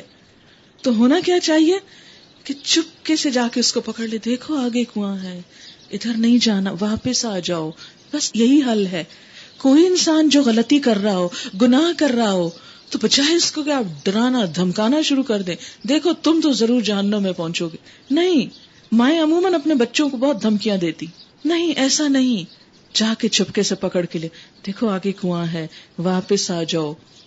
اللہ تعالیٰ یہی بتاتے ہم کو، غلطی ہو جاتی ہے واپس آ جاؤ، واستغفروا ربکم ثم توبوا الیہ، بخشش مانگ لو، توبہ کر لو، پلٹ آؤ، واپس، خاموشی سے واپس۔ اور جب انسان واپس آ جاتا ہے تو خطرہ ہمیشہ کے لیے ختم ہو جاتا ہے۔ نبی صلی اللہ علیہ وسلم نے فرمایا، التائب من الذنب کمن لا ذنب لہ، گناہ سے توبہ کرنے والا ایسا گویا گناہ کیا ہی نہیں، کیونکہ واپس جو آ گیا گڑا نہیں رہا اس کے راستے میں، اب واپس، بڑے سے بڑا جرم بھی ہو جائے واپس لوٹ آؤ۔ ہاں اگر تم اس پہ انسسٹ کرو گے اور واپس آنے کی بجائے وہیں پر جاؤ گے اور پلہ چھڑا کے پکڑنے والے کو بھی دھتکار کے کہو گے نہیں میں نے جانا ہے، چھوڑ دو مجھے، مت منع کرو، تو پھر ٹھیک ہے، جائیں آپ جہاں جانا چاہتے ہیں، پھر آپ کی ذمہ داری ختم۔ دیکھو اپنے رب سے معافی مانگو اور اس کی طرف پلٹ آؤ۔ بے شک میرا رب رحیم اور اپنی مخلوق سے محبت رکھتا ہے۔ آپ کو پتہ ہے اللہ تعالیٰ کی محبت بندوں کے ساتھ کتنی ہے؟ حضرت عمر فرماتے ہیں کہ ایک دفعہ نبی صلی اللہ علیہ وسلم کی خدمت میں کچھ جنگی قیدی گرفتار ہو کر آئے، ان میں ایک عورت بھی تھی جس کا دودھ پیتا بچہ چھوٹ گیا تھا، ایسی بے چین تھی مامتا کی ماری کہ جس بچے کو لیتی اسے ساتھ چمٹا کے دودھ پلانے لگتی۔ نبی صلی اللہ علیہ وسلم نے اس کا حال دیکھ کر ہم لوگوں سے پوچھا، کیا تم لوگ یہ توقع کر سکتے ہو کہ یہ ماں اپنے ہاتھوں اپنے بچے کو آگ میں پھینک دے گی؟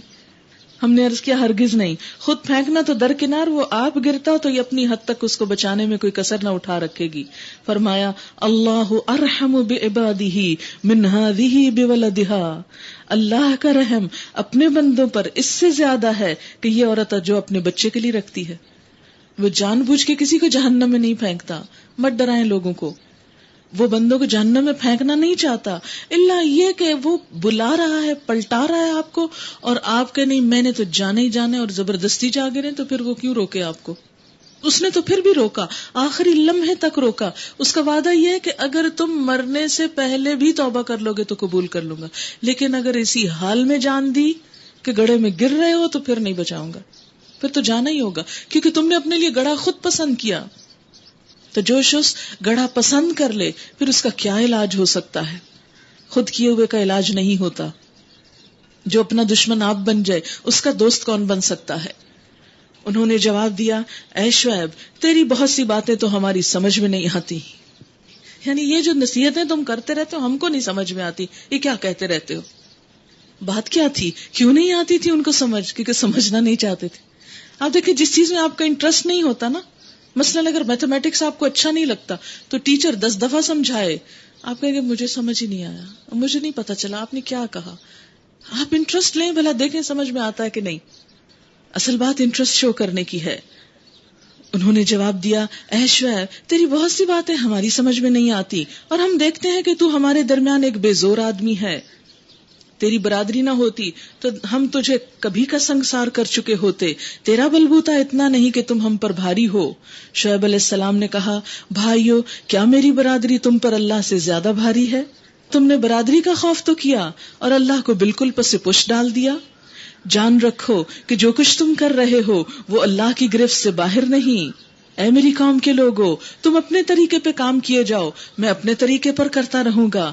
جلد ہی تمہیں معلوم ہو جائے گا کہ کس پر ذلت کا عذاب آتا ہے اور کون جھوٹا ہے. تم بھی انتظار کرو، میں بھی تمہارے ساتھ انتظار کر رہا ہوں. آخرکار جب ہمارے فیصلے کا وقت آ گیا تو ہم نے اپنی رحمت سے شعیب علیہ السلام اور اس کے ساتھ ہی مومنوں کو بچا لیا، اور جن لوگوں نے ظلم کیا تھا ان کو ایک سخت دھماکے نے ایسا پکڑا کہ وہ اپنی بستیوں میں بے حس و حرکت پڑے کے پڑے رہ گئے، گویا وہ کبھی وہاں بسے ہی نہ تھے. الا بعدا لمدین کما بعدت ثمود، سنو مدین والے بھی دور پھینک دیے گئے جس طرح سمود پھینکے گئے تھے. وَلَقَدْ أَرْسَلْنَا مُوسَى بِآيَاتِنَا وَسُلْطَانٍ مُبِينٍ، اور ہم نے موسیٰ علیہ السلام کو اپنی نشانیوں اور کھلی کھلی سند ماموریت کے ساتھ فرعون اور اس کے آیان سلطنت کی طرف بھیجا، مگر انہوں نے فرعون کے حکم کی پیروی کی، حالانکہ فرعون کا حکم راستی پر نہ تھا. قیامت کے روز وہ اپنی قوم کے آگے آگے ہوگا اور اپنی پیشوائی میں انہیں دوزخ کی طرف لے جائے گا، اپنی لیڈرشپ میں. کیونکہ دنیا میں انسان جس کو فالو کرتا ہے، جس کو لیڈر مانتا ہے، قیامت کے دن بھی اسی کے ساتھ اٹھایا جائے گا. حدیث میں آتا ہے المرء مع من احب، انسان اسی کے ساتھ ہوگا جس سے وہ محبت کرتا ہوگا. کیسی بدتر گرنے کی جگہ ہے جس پر کوئی پہنچے، اور ان لوگوں پر دنیا میں بھی لعنت پڑی، قیامت کے روز بھی پڑے گی. کیسا برا صلہ ہے جو کسی کو ملے.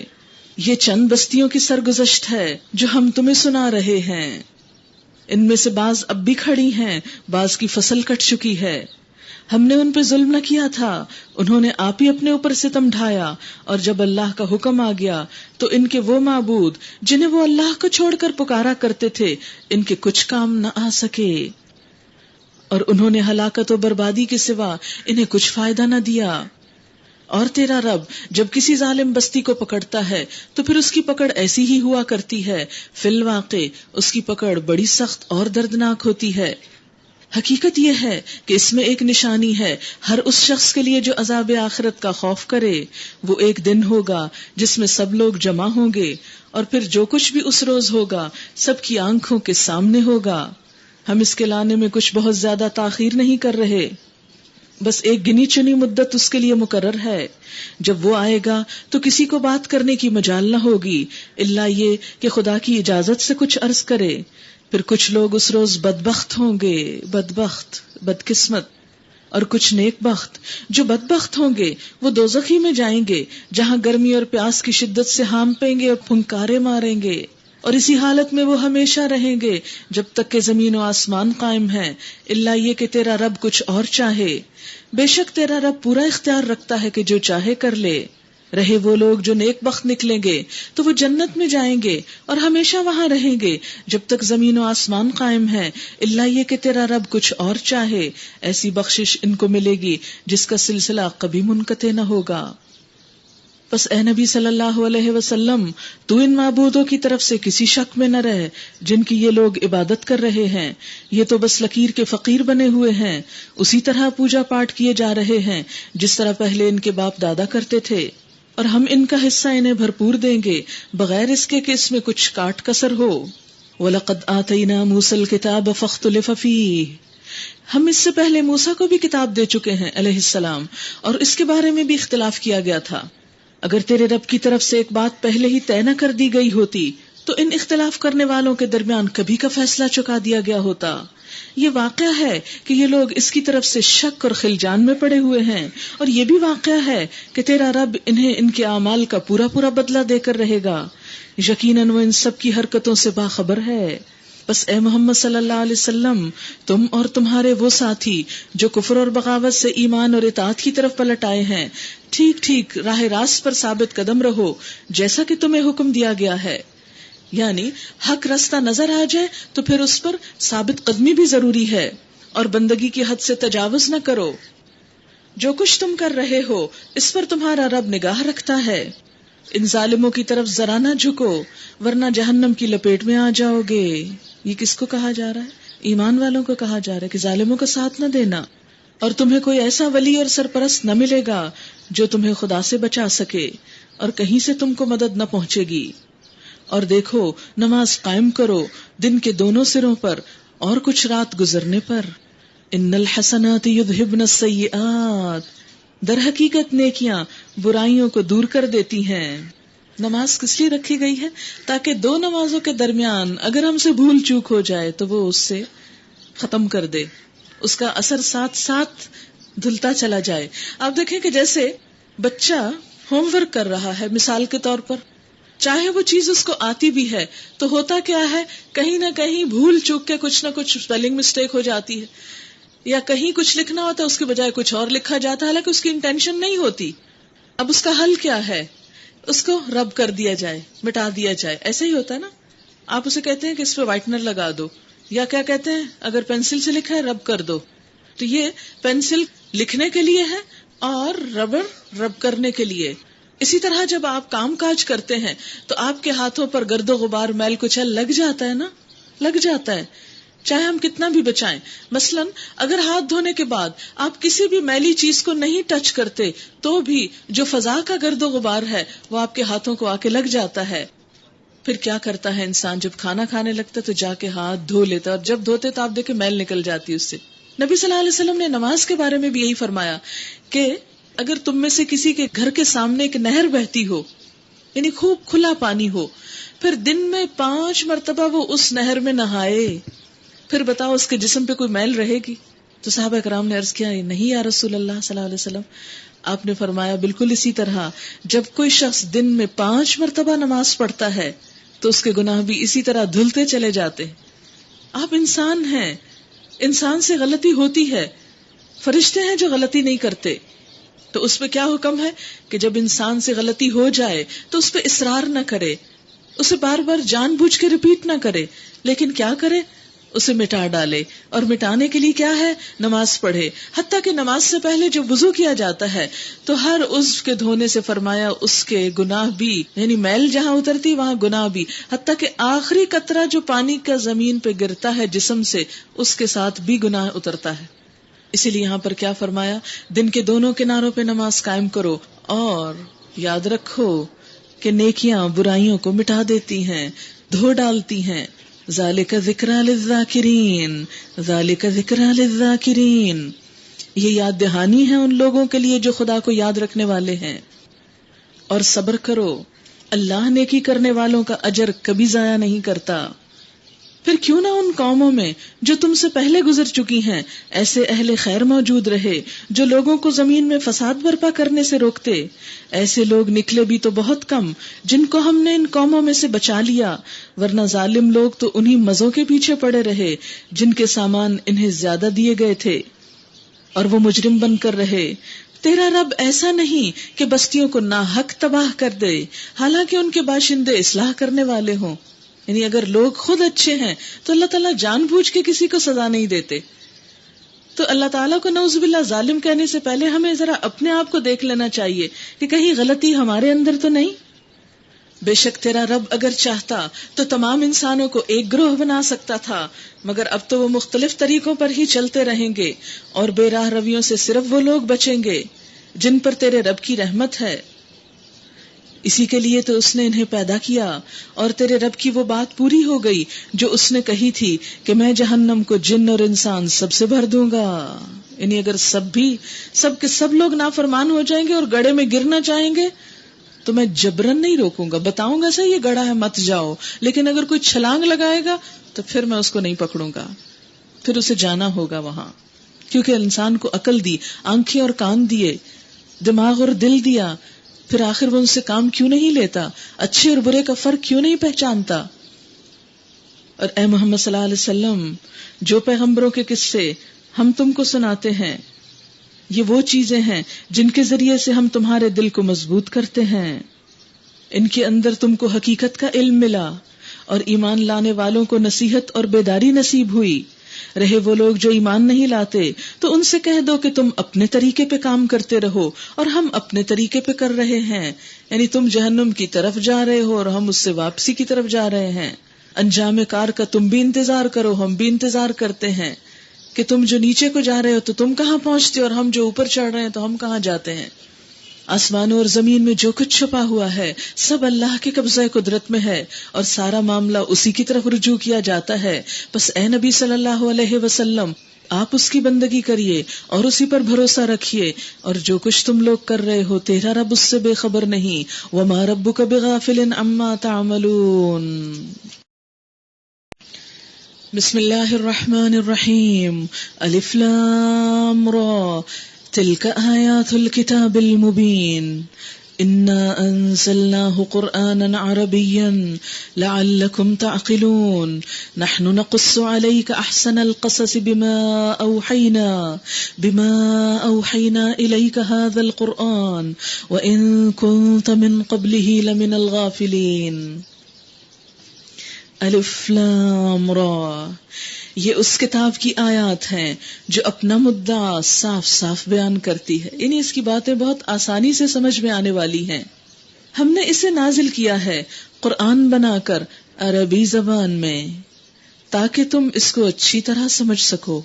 اور یہ حقیقت ہے کہ عربی کے علاوہ کوئی اور زبان اللہ کے کلام کو صحیح طور پر ریپرزینٹ نہیں کر سکتی تھی، کیونکہ ایک ایک لفظ کے اندر بے شمار معنی ہے، بہت وسعت ہے. بعض اوقات ایک ہی لفظ میں اپوزٹ معنی بھی پائے جاتے ہیں.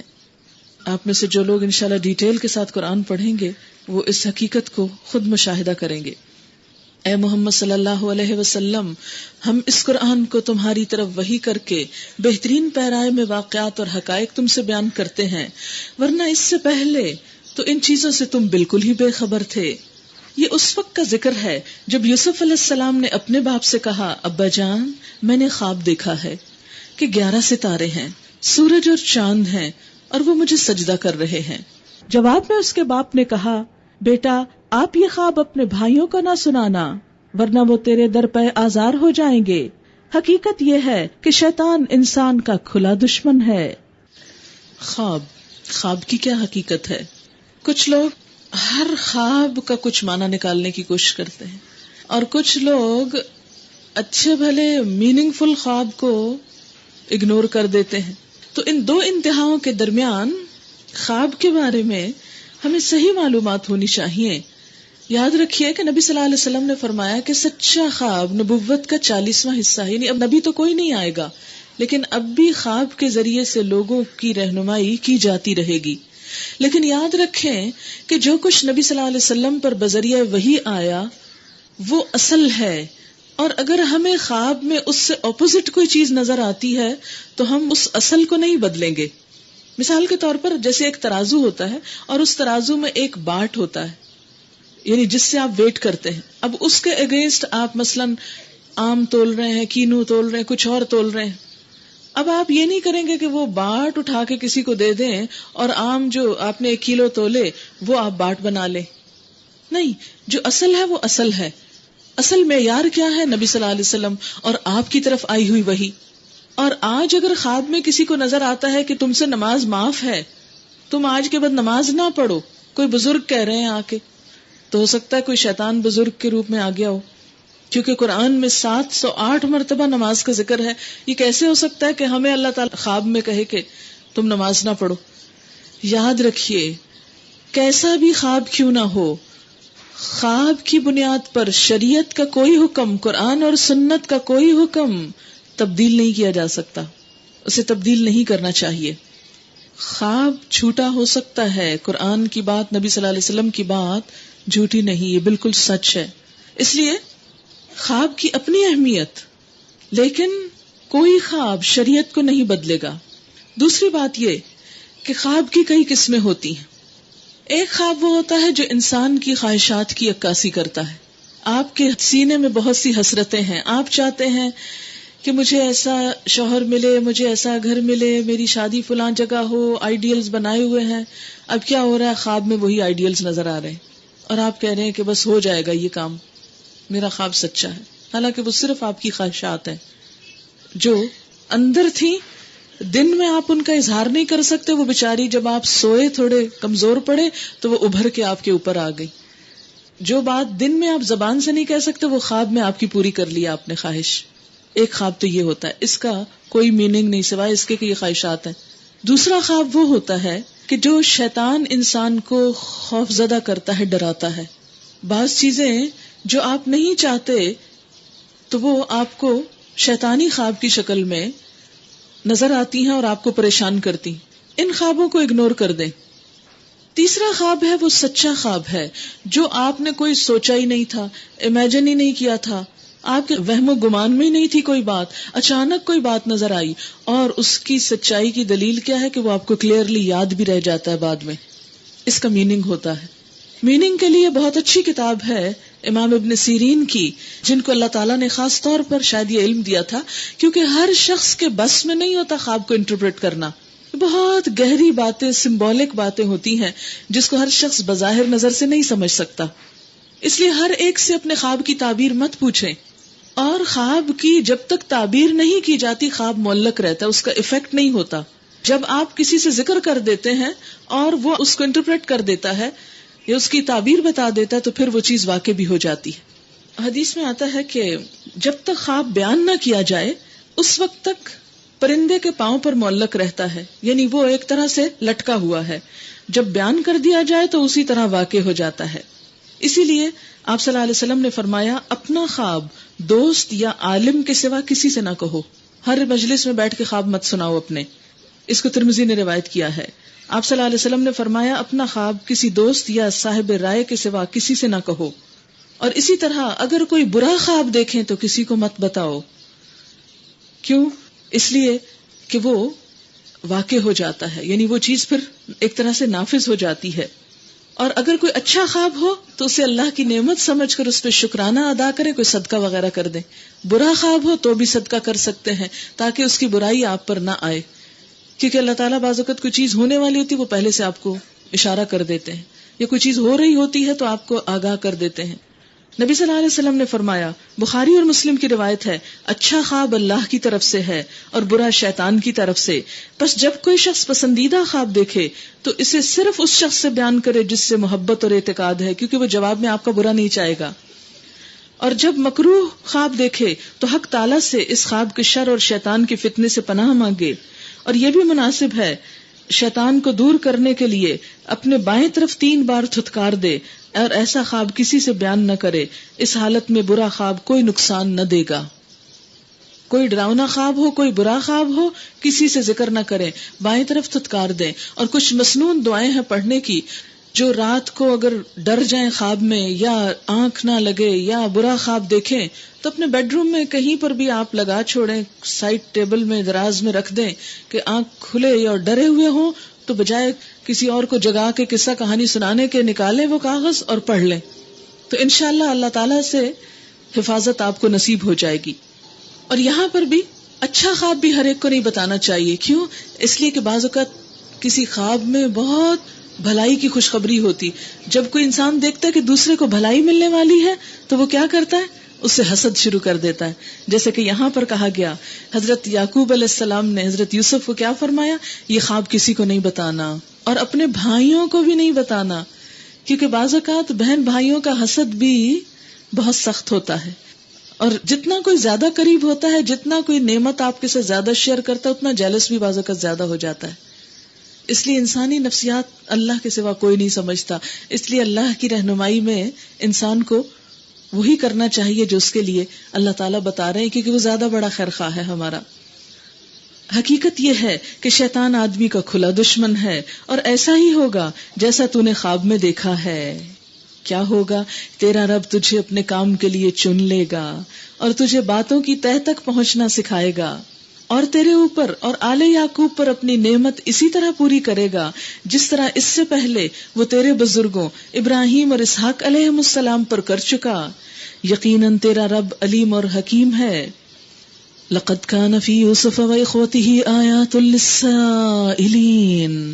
حقیقت یہ ہے کہ یوسف علیہ السلام اور اس کے بھائیوں کے قصے میں ان پوچھنے والوں کے لیے بڑی نشانیاں ہیں. یہ قصہ یوں شروع ہوتا ہے کہ اس کے بھائیوں نے آپس میں کہا, یعنی یوسف علیہ السلام کے بھائیوں نے. اب یہ صورت ذرا اس نظر سے بھی غور کیجئے اور پڑھیے اور آیات کو دیکھیے کہ خاندانی زندگی میں رشتہ داروں عزیزوں کی بہن بھائیوں کی جو چپکلشیں اور حسد ہوتے ہیں. عموماً سسرالی زندگی میں دیورانیاں جٹھانیاں بعض اوقات بہت ایک دوسرے کے ساتھ جیلس ہونے لگتی ہیں. تو یہ سب کچھ کیا ہے اور ایسے معاملات میں کیا کرنا چاہیے؟ اس میں ہم سب کے لیے بہت بڑا سبق ہے. بہت اچھی تدبیر اللہ نے ہم کو دکھائی ہے کہ جہاں حسد محسوس کریں, جہاں کوئی بلا وجہ آپ کو کمپیٹ کرنے لگے اور آپ کو ضرر پہنچانے لگے, تو اس موقع پر آپ کو کیا کرنا ہے.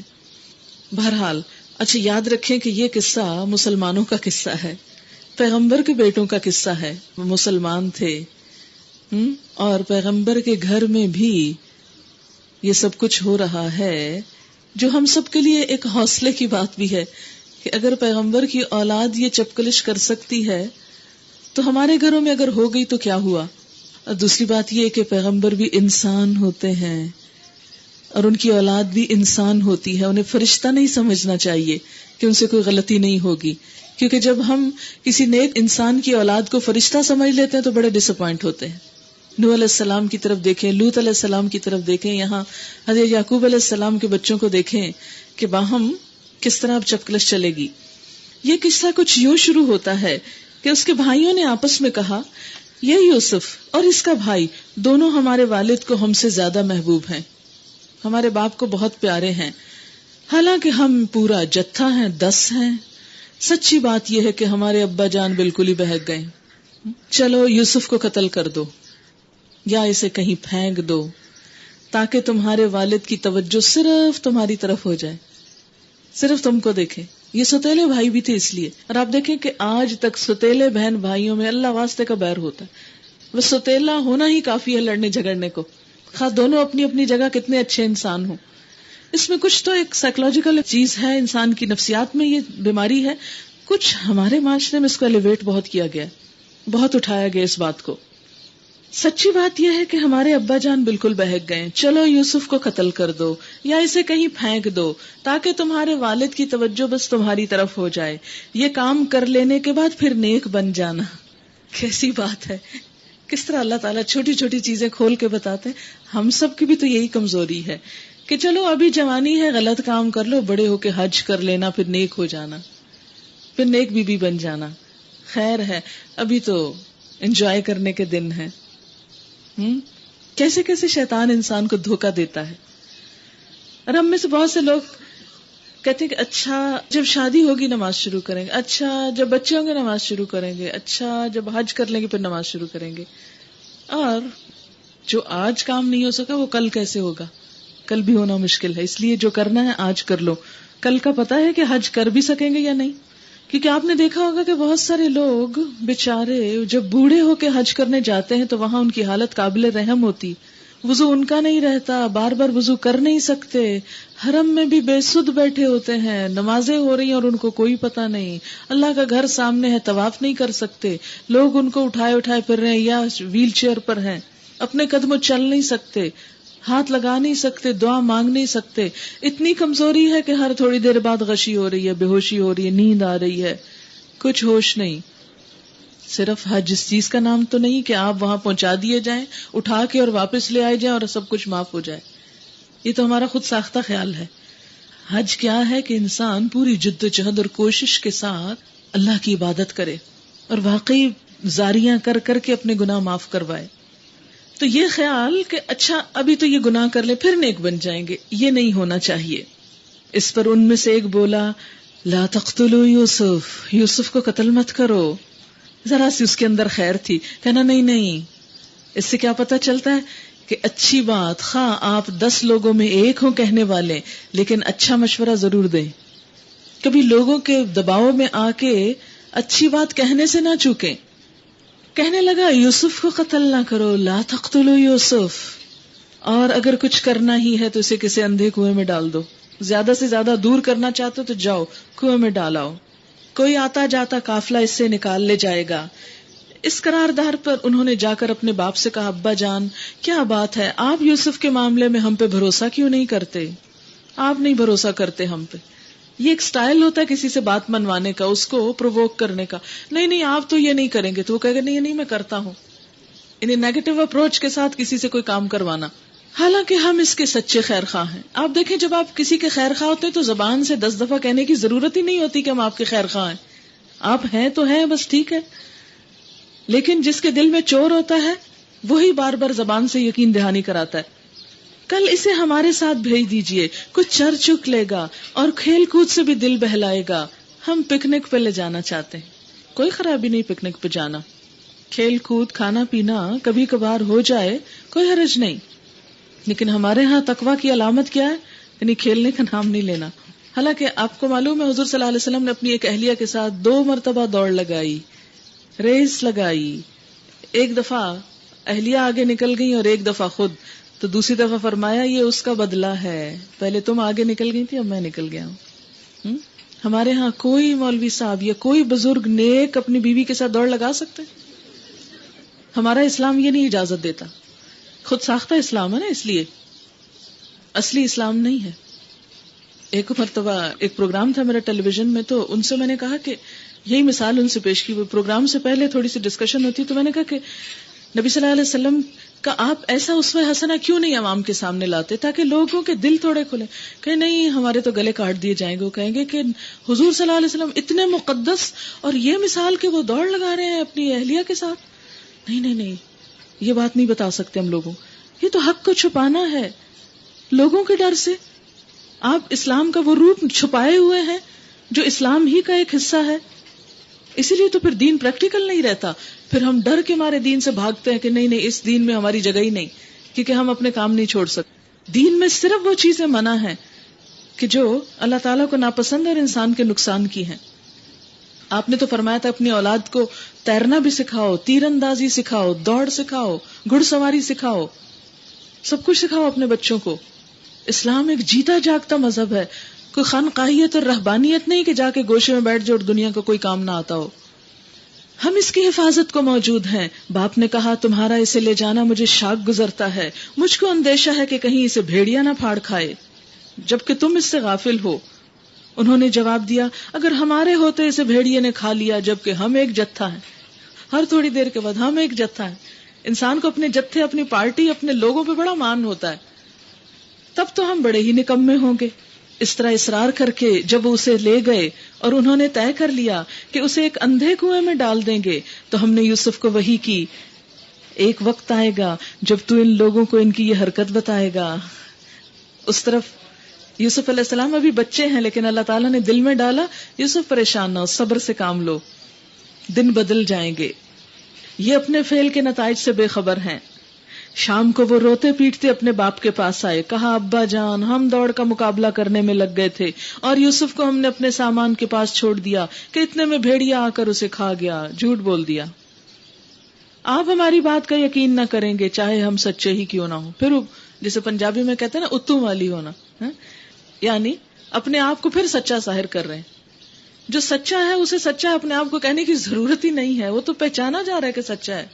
اور وہ یوسف کے قمیص پر جھوٹ موٹ کا خون لگا کر لے آئے. یہ سن کر ان کے باپ نے کہا بلکہ تمہارے نفس نے تمہارے لیے ایک بڑے کام کو آسان بنا دیا. یعنی مانے نہیں یعقوب علیہ السلام، پتہ چل گیا ان کو کہ یہ بات کچھ گڑبڑ ہے.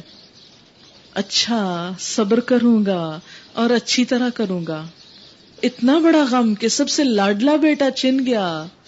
ذرا سوچیں تھوڑی دیر کے لیے اپنے دلوں پہ رکھ کے کہ سب سے پیاری اولاد آنکھوں سے اوجھل ہو جائے، دل پہ کیا گزرتی ہے.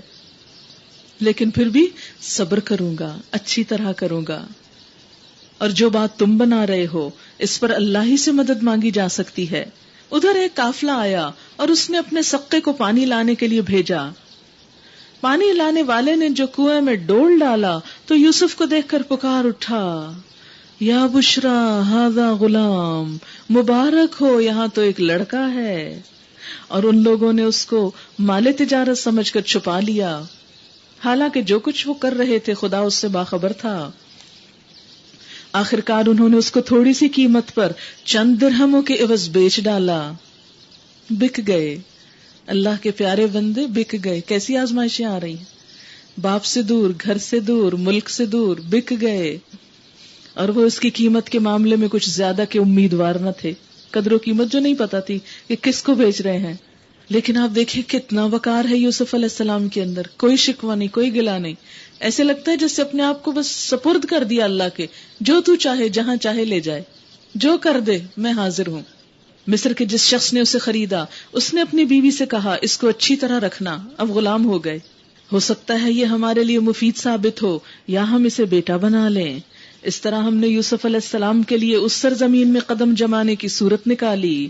یہ کیوں کر رہے تھے اللہ تعالیٰ اتنا کچھ؟ بظاہر لگتا ہے بڑا ظلم ہو رہا ہے، لیکن اللہ تعالیٰ تو کچھ اور چاہتے ہیں. کیا چاہتے ہیں؟ جیسے ہم اپنے بچوں کو ترقی یافتہ ممالک میں پڑھنے کے لیے بھیج دیتے ہیں کہ وہاں کا کچھ زیادہ علم اور ترقی اور ریسرچ میں زیادہ آگے جائیں، بہترین ہائر ایجوکیشن وہاں جا کے حاصل کریں تاکہ ان کا ایکسپیرینس اور ان کا آئی کیو بڑھے. تو اللہ تعالیٰ یوسف علیہ السلام کو بھی ایک جنگل کے علاقے سے، ایک دیہاتی علاقے سے اٹھا کر مصر جیسی متمدن اور شان و شوکت رکھنے والی قوم کے اندر لا رہے ہیں. اس دور میں لوگ اپنے بچوں کو ترقی یافتہ ممالک میں پڑھنے کو نہیں بھیجا کرتے تھے، اور یعقوب علیہ السلام کے سامنے ایسا کوئی پروگرام نہیں تھا، اور بظاہر ایسا ممکن نہ تھا کیونکہ ایک دوسری قوم میں اپنے بچے کو بھیجنا، جبکہ غلامی کا بھی دورہ تھا، ایک خطرناک کام تھا. اس لیے اللہ تعالیٰ نے ایک اور طریقہ نکالا اور کس طرح اپنا کام پورا کیا. یعقوب علیہ السلام کے لیے تو ایک غم کی بات تھی، لیکن ہم نے یوسف علیہ السلام کے لیے اس سرزمین میں قدم جمانے کی صورت نکالی اور اسے معاملہ فہمی کی تعلیم دینے کا انتظام کیا، اس کی ہائر ایجوکیشن کا انتظام کیا. دوسرے لفظوں میں آپ دیکھیں کہ ہم اللہ کے منصوبوں کو نہیں سمجھتے ہوتے، اس لیے وقتی طور پہ جب کوئی تکلیف آتی ہے تو ہم رونے بیٹھ جاتے ہیں، یہ کیوں ہو گیا، ایسے نہیں ہونا چاہیے تھا، اللہ تعالیٰ میرے ساتھ ہی کیوں، مجھے ہی کیوں بھائیوں نے کنویں میں پھینکا، مجھے ہی کیوں بکوا دیا گیا، مجھے کیوں گھر سے دور کیا گیا. ہم ایسے شکوے کرنے لگتے ہیں، اسی لیے پھر ہم اس قابل نہیں ہوتے نا کہ اللہ ہم سے کوئی بڑا کام لے. اللہ اپنا کام کر کے رہتا ہے مگر اکثر لوگ جانتے نہیں ہیں. اور جب وہ اپنی پوری جوانی کو پہنچا تو ہم نے اسے قوت فیصلہ اور علم عطا کیا. اس طرح ہم نیک لوگوں کو جزا دیتے ہیں. جس عورت کے گھر میں وہ تھا وہ اس پہ ڈورے ڈالنے لگی، اس کے عشق میں گرفتار ہو گئی، اور ایک روز دروازے بند کر کے بولی آ جا. یوسف علیہ السلام نے کہا خدا کی پناہ، میرے رب نے تو مجھے اچھی جگہ دی ہے اور میں یہ کام کروں؟ ایسے ظالم کبھی کامیاب نہیں ہوتے. وہ اس کی طرف خود بڑھی اور یوسف بھی اس کی طرف بڑھتا اگر اپنے رب کی برہان نہ دیکھ لیتا کہ اللہ نے روک لیا. کیونکہ تنہائی ہو، اکیلی جگہ ہو، ایک عورت اور مرد ہو تو کون چیز انسان کو برائی سے بچائے، جبکہ عورت خود برائی کی دعوت دے رہی ہو.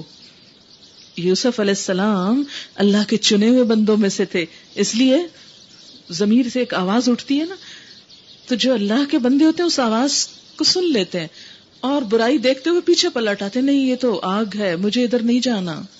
ایسا ہوا تاکہ ہم اس سے بدی اور بے حیائی کو دور کر دیں. در حقیقت وہ ہمارے چنے ہوئے بندوں میں سے تھا. آخرکار یوسف علیہ السلام اور وہ آگے پیچھے دروازے کی طرف بھاگے. یوسف علیہ السلام بچنے کے لیے بھاگے، عورت پیچھے بھاگی اور اس نے پیچھے سے یوسف کی قمیص کھینچ کر پھاڑ دی. بچنا جو چاہتے تھے اور وہ زبردستی اپنی طرف بلا رہی تھی. دروازے پر دونوں نے اس کے شوہر کو موجود پایا. اتنے میں سامنے سے، اس کا نام زلیخا بتایا جاتا ہے، پتہ نہیں ہے یا نہیں، لیکن چلیں رکھ لیتے ہیں ہم وقتی طور پہ بات سمجھنے کے لیے.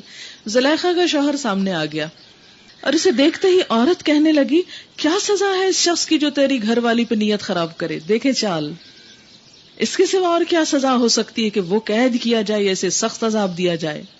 یوسف علیہ السلام نے کہا یہی مجھے پھانسنے کی کوشش کر رہی تھی.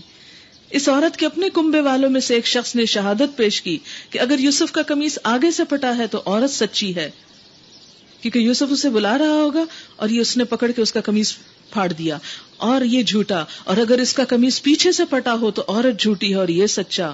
جب شوہر نے دیکھا کہ یوسف علیہ السلام کا قمیص پیچھے سے پھٹا ہے تو اس نے کہا یہ تم عورتوں کی چالاکیاں ہیں، واقع بڑے غضب کی ہوتی ہیں تمہاری چالیں. اچھا، یہ بعض لوگ یہ کہتے ہیں غلط انٹرپریٹ کرتے ہوئے، دیکھا اللہ تعالیٰ نے قرآن پاک میں کہا عورتوں کی چالیں بڑی ہوتی ہیں. اس میں اللہ تعالیٰ نے نہیں فرمایا یہ کہ عورتوں کی چالیں بڑی زبردست ہیں. یہ تو زلیخا کا شوہر کہہ رہا ہے، اس کو کوٹ کیا جا رہا ہے. کسی اور کی سپیچ ہے جو یہاں کوٹ کی گئی ہے، لیکن عموماً لوگ قرآن کا ایک حصہ نکال کے اسے کہتے دیکھو قرآن میں لکھا ہے، آیت نمبر سو اینڈ سو دیکھو لکھا ہے. لکھا تو ہے لیکن یہ تو بتاؤ کس کی طرف سے لکھا گیا ہے. کوئی حربہ نہیں چھوڑا گیا عورت کو بدنام کرنے کا. جب شوہر نے دیکھا کہ یوسف کا قمیص پیچھے سے پھٹا ہے تو اس نے کہا یہ تم عورتوں کی چالاکیاں ہیں، واقعی بڑے غضب کی ہوتی ہیں تمہاری چالیں. یوسف اس معاملے سے درگزر کر اور اے عورت اپنے قصور کی معافی مانگ، اصل میں تو ہی خطا کار ہے. شہر کی عورتیں آپس میں چرچا کرنے لگیں. یہ عورت ایلیٹ میں سے تھی اور ایلیٹ کی خرابیوں کا ذکر ہے یہاں. اور عورتیں آپس میں باتیں بنانے لگیں کہ عزیز کی بیوی اپنے نوجوان غلام کے پیچھے پڑی ہوئی ہے. برا بھلا کہنے لگی اس کو، محبت نے اس کو بے قابو کر رکھا ہے، ہمارے نزدیک تو وہ سری غلطی کر رہی ہے. اس نے جو ان کی یہ مکارانہ باتیں سنی تو ان کو دعوت نامہ بھیجا اور ان کے لیے تکیہ دار مجلس آراستہ کی اور ضیافت میں ہر ایک کے آگے ایک ایک چھری رکھی. اس دور میں بھی چھری کانٹے سے کھانے کا رواج تھا. آج لوگ بہت ماڈرن محسوس کرتے ہیں اپنے آپ کو کہ چھری کانٹے سے کھانا جانتے ہو، نہیں پتا کہ کئی ہزار سال پہلے بھی چھری کانٹے استعمال ہوتے تھے. اس میں ماڈرن ہونے کی کیا بات ہے. پھر عین اس وقت جب کہ پھل کاٹ کاٹ کر کھا رہی تھی اس نے یوسف علیہ السلام کو اشارہ کیا کہ ان کے سامنے آ جا، کیونکہ غلام جو تھے بےچارے کیا نہ کرتے. جب ان عورتوں کی نگاہ اس پر پڑی تو دنگ رہ گئیں اور اپنے ہاتھ کاٹ بیٹھی. دیکھیں زلیخا کتنی تیز عورت ہے نا، سب کے ہاتھ کٹوا دی. بے ساختہ پکار اٹھی، ہاشا للہ، یہ شخص انسان نہیں، یہ تو کوئی بزرگ فرشتہ ہے. کہتے ہیں کہ یوسف علیہ السلام انتہائی خوبصورت تھے. معراج کی حدیث میں آتا ہے کہ نبی صلی اللہ علیہ وسلم جب تیسرے آسمان پر تشریف لے گئے تو یوسف علیہ السلام کو دیکھا کہ ان کو حسن کا ایک بہت بڑا حصہ ملا ہے. تو واقعی اس کو دیکھ کر عورتیں بھول گئیں کہ سیب کاٹنا کہ ہاتھ کاٹنا ہے، اور چھری کہیں چلانی تھی اور کہیں چلا بیٹھی. اب یہاں سیب ہی نہیں تھا، کچھ بھی ہو سکتا ہے، تو مثال کے طور پہ کہہ رہی ہوں کہ کل کوئی چٹ لکھ کے آئے کہ یہ کہاں سے پڑھا آپ نے کہ سیب تھا، وہ کچھ بھی کھا رہی ہوں گی. ہاشا للہ، یہ شخص انسان نہیں، یہ کوئی بزرگ فرشتہ ہے. عزیز کی بیوی نے کہا دیکھ لیا، یہ ہے وہ شخص جس کے معاملے میں تم مجھ پہ باتیں بناتی تھی.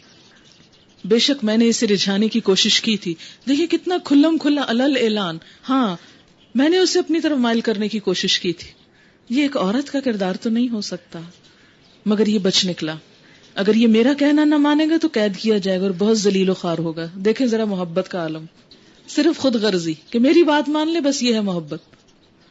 یوسف علیہ السلام نے کہا اے میرے رب، قید مجھے منظور ہے بنسبت اس کے کہ میں وہ کام کروں جو یہ لوگ مجھ سے چاہتے ہیں. اللہ کے بندے تھے نا، قید گوارا کر لی مگر حرام کام نہ کیا. ہے ہم میں سے کوئی ایسا کہ جسے حرام کام کرنے کے چانسز بھی ملے ہوں پھر وہ صرف اللہ کے خوف سے بچ جائے؟ آپ کو معلوم ہے کہ عرش الہی کے سائے تلے جو لوگ ہوں گے ان میں سے ایک وہ ہوگا جسے کسی انتہائی خوبصورت عورت نے زنا کی دعوت دی ہوگی اور وہ یہ کہہ کر کہ میں اللہ سے ڈرتا ہوں اسے ٹھکرا دے. تو ایسا شخص قیامت کے دن اللہ کے عرش کے سائے کے نیچے ہوگا. اتنی بڑی نیکی ہے یہ کہ چانسز ہوں، آزادی ہو، مواقع ہوں، پھر انسان باز آ جائے. جکڑ پکڑ کے کسی کو روکنے سے تو بچنا، اس میں کیا کمال ہے؟ اور اگر تو نے ان کی چالوں کو مجھ سے دور نہ کیا تو میں ان کے دام میں پھنس جاؤں گا. یا اللہ میں انسان ہوں، اور میں جاہلوں میں شامل ہو جاؤں گا. اس کے رب نے اس کی دعا قبول کر لی. یوسف علیہ السلام نے جیل مانگی، اللہ نے دعا قبول کر لی اور ان عورتوں کی چالیں اس سے دور کر دیں. بے شک وہی ہے جو سب کی سنتا اور سب کچھ جانتا ہے. پھر ان لوگوں کو یہ سوجھی کہ ایک مدت کے لیے اسے قید کر دیں، حالانکہ وہ خود اپنی عورتوں کے برے اتوار کی سری نشانیاں دیکھ چکے تھے. اب یہ بھی دیکھیں نا کیا ظلم ہے کہ خرابیاں کہاں ہیں، قید معصوم کو کیا جا رہا ہے.